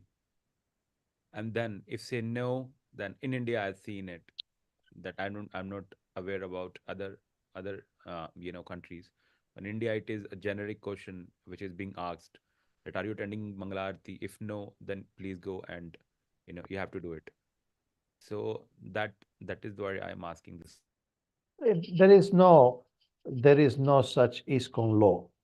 Sometimes this is something something I wrote about. I wrote 2 articles about a recommendation. One and the practices, I would say, malpractices that exist in ISKCON. And unfortunately, there's a lot of what I call misconceptions. There is an ISKCON law that specifically says that the devotee living at home should not be requested extra requirements which are not in ISKCON law. And often in some countries, and not only India, that's not followed. Some countries demand an amount of money for you to become recommended. It may be a token thing. Like I know a country in Europe, it's not much money, but it's like, no, you had to show that you are loyal to the National Council. I mean, you're not taking initiation from the National Council, but that is theory. No, you got to see you're loyal, you're faithful to the National Council of this country in Europe. So you need to give a little amount of money if you want to be recommended. And to me, it's like, whoa, it's like, let me see, crazy, colloquially speaking, it's just crazy. And especially there, I remember there was one girl, one lady who said, look, I collected money for ISKCON for 10 years. I was doing book distribution every day, giving everything to get. Now I need to give a little money to National Council like that. There is one country in Europe that doubled arbitrarily. They just decided we double the minimum times for taking initiation. And they say generally it's minimum 6 months of 16 rounds for Guru Ashraya, right? then minimum another 6 months for initiation. 1 year. They doubled it. No. Minimum 1 year before Guru Ashraya and minimum another year for initiation. So they just doubled to 2 years of 16 rounds and 4 regulative principles. Just like that. Just like that. They may have good intentions. Now we want people to be serious, sincere, sure. But it's like just like that. And in the same country, I read, because it's online, the demands, they say strange things, like they say devotees should get up minimum at 6:30 in the morning. At 6:30 in the morning. And that country, because it's the north, sometime at 4:30, the sun is already up. So in summer. So they say, it's like saying, yeah, the sun is up at 4:30, but you can sleep for 2 hours more. It doesn't make any sense. You follow? It doesn't make any sense. So anyway, because I work with congregation, I had to face these things. And yeah, they know you have to come to the temple and this and that, and you have to do money. It's not in ISKCON law. No, we need, and there is a specific law, because these things happen, that says you should not demand more things like money and this and that. And some people do that. It's unfortunate. I mean, it's good to go to Mongol Arti, or if you are, no, maybe you were in vacation, you go and even live in the temple for some time, or you go to a retreat, you go to Mayapur, Vrindavan, for some time if you can afford it, if you're on vacation. That's a different thing. That's like training or but maybe some people can't just go to Mongol Arctic every day. It's very far. It just doesn't work. It just doesn't work. So, Thank you. unfortunately, these things happen. I don't want to doubt the, what do you call, the motivations of people. They may have they may believe that this is essential, but it's not. According to ISKCON law, it's not. Thank you, Prabhuji. Rukmini Arisevini Mataji. Prabhuji, two things I want to ask, that in continuous of my previous question, the same question I asked to one of my senior, and he said that he gave some another statement regarding morning program. He said that morning program is for beginners, or if one is at the level of Madhyamadikari, and he has a particular attachment for particular out of 64 limbs of bhakti, if he has attachment for any one of them, so he can go for that. We should not force that devotee to strictly do morning program. If somebody wants to read for 8 hours, 6 hours, so we should allow like this. And my second question is, Prabhuji, regarding this, one of my known, he wanted to take the Brahman initiation, and he was asked that what service you do in the temple.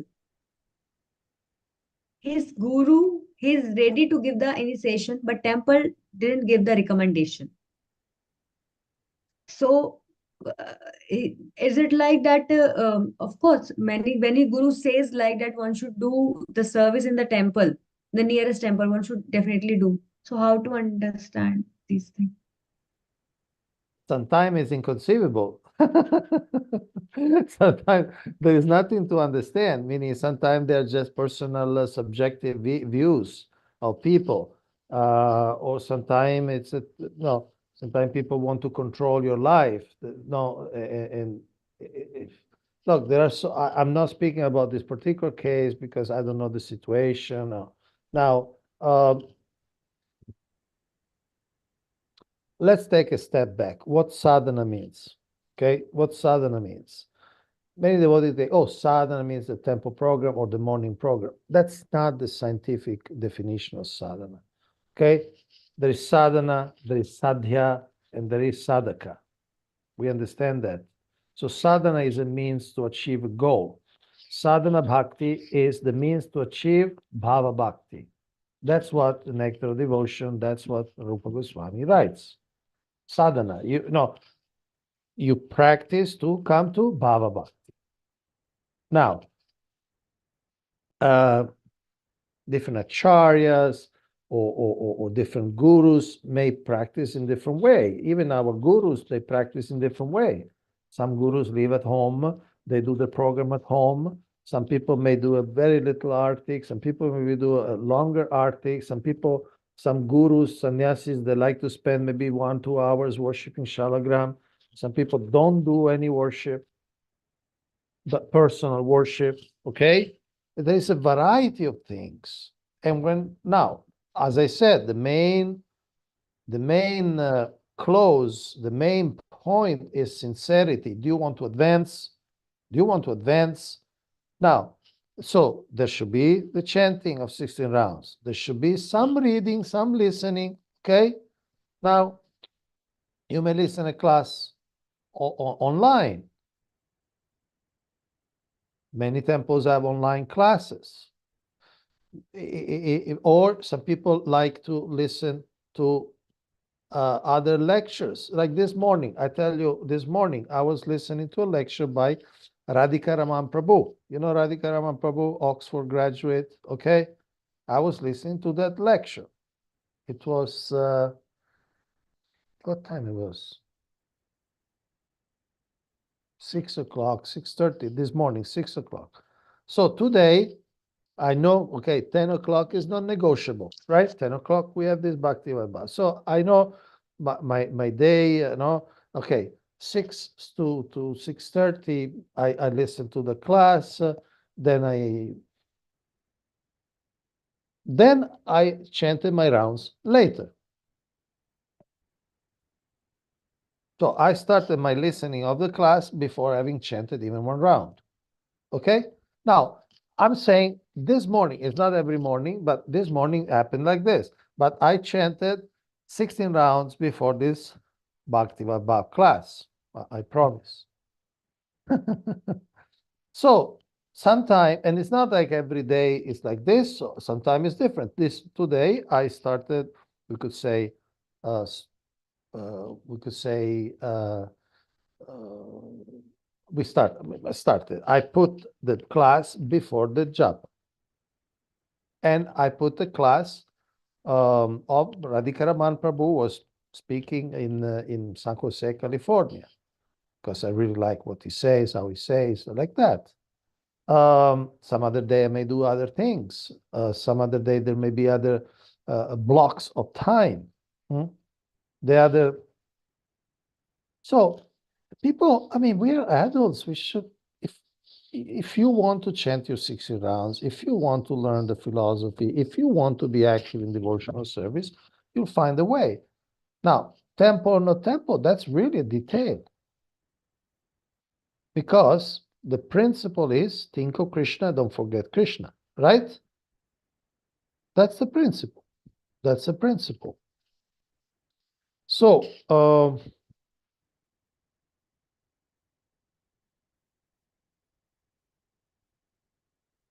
and also sometimes we need to trust the devotees, meaning, are you chanting 60 rounds? I don't know if you chanting 60 rounds, but if you tell me that you do, I believe, unless I have a reason to believe that you don't. So I don't want to criticize anybody or create another controversy. I already create so many controversies. That's almost like my job, But different people will find the different what works for them.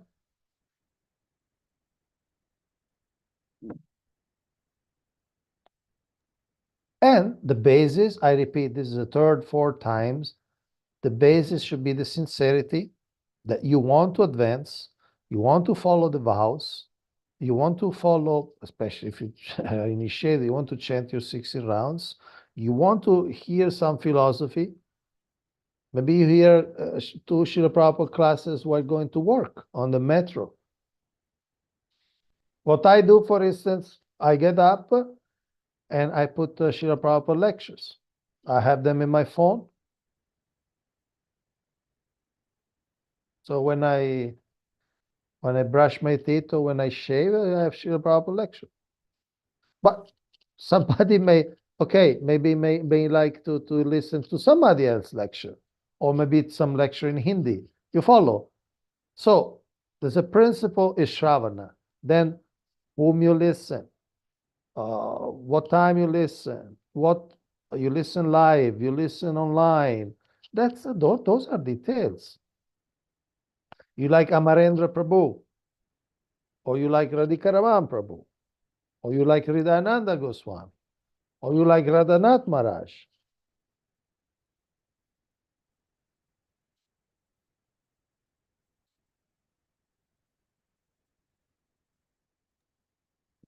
Should we stop here?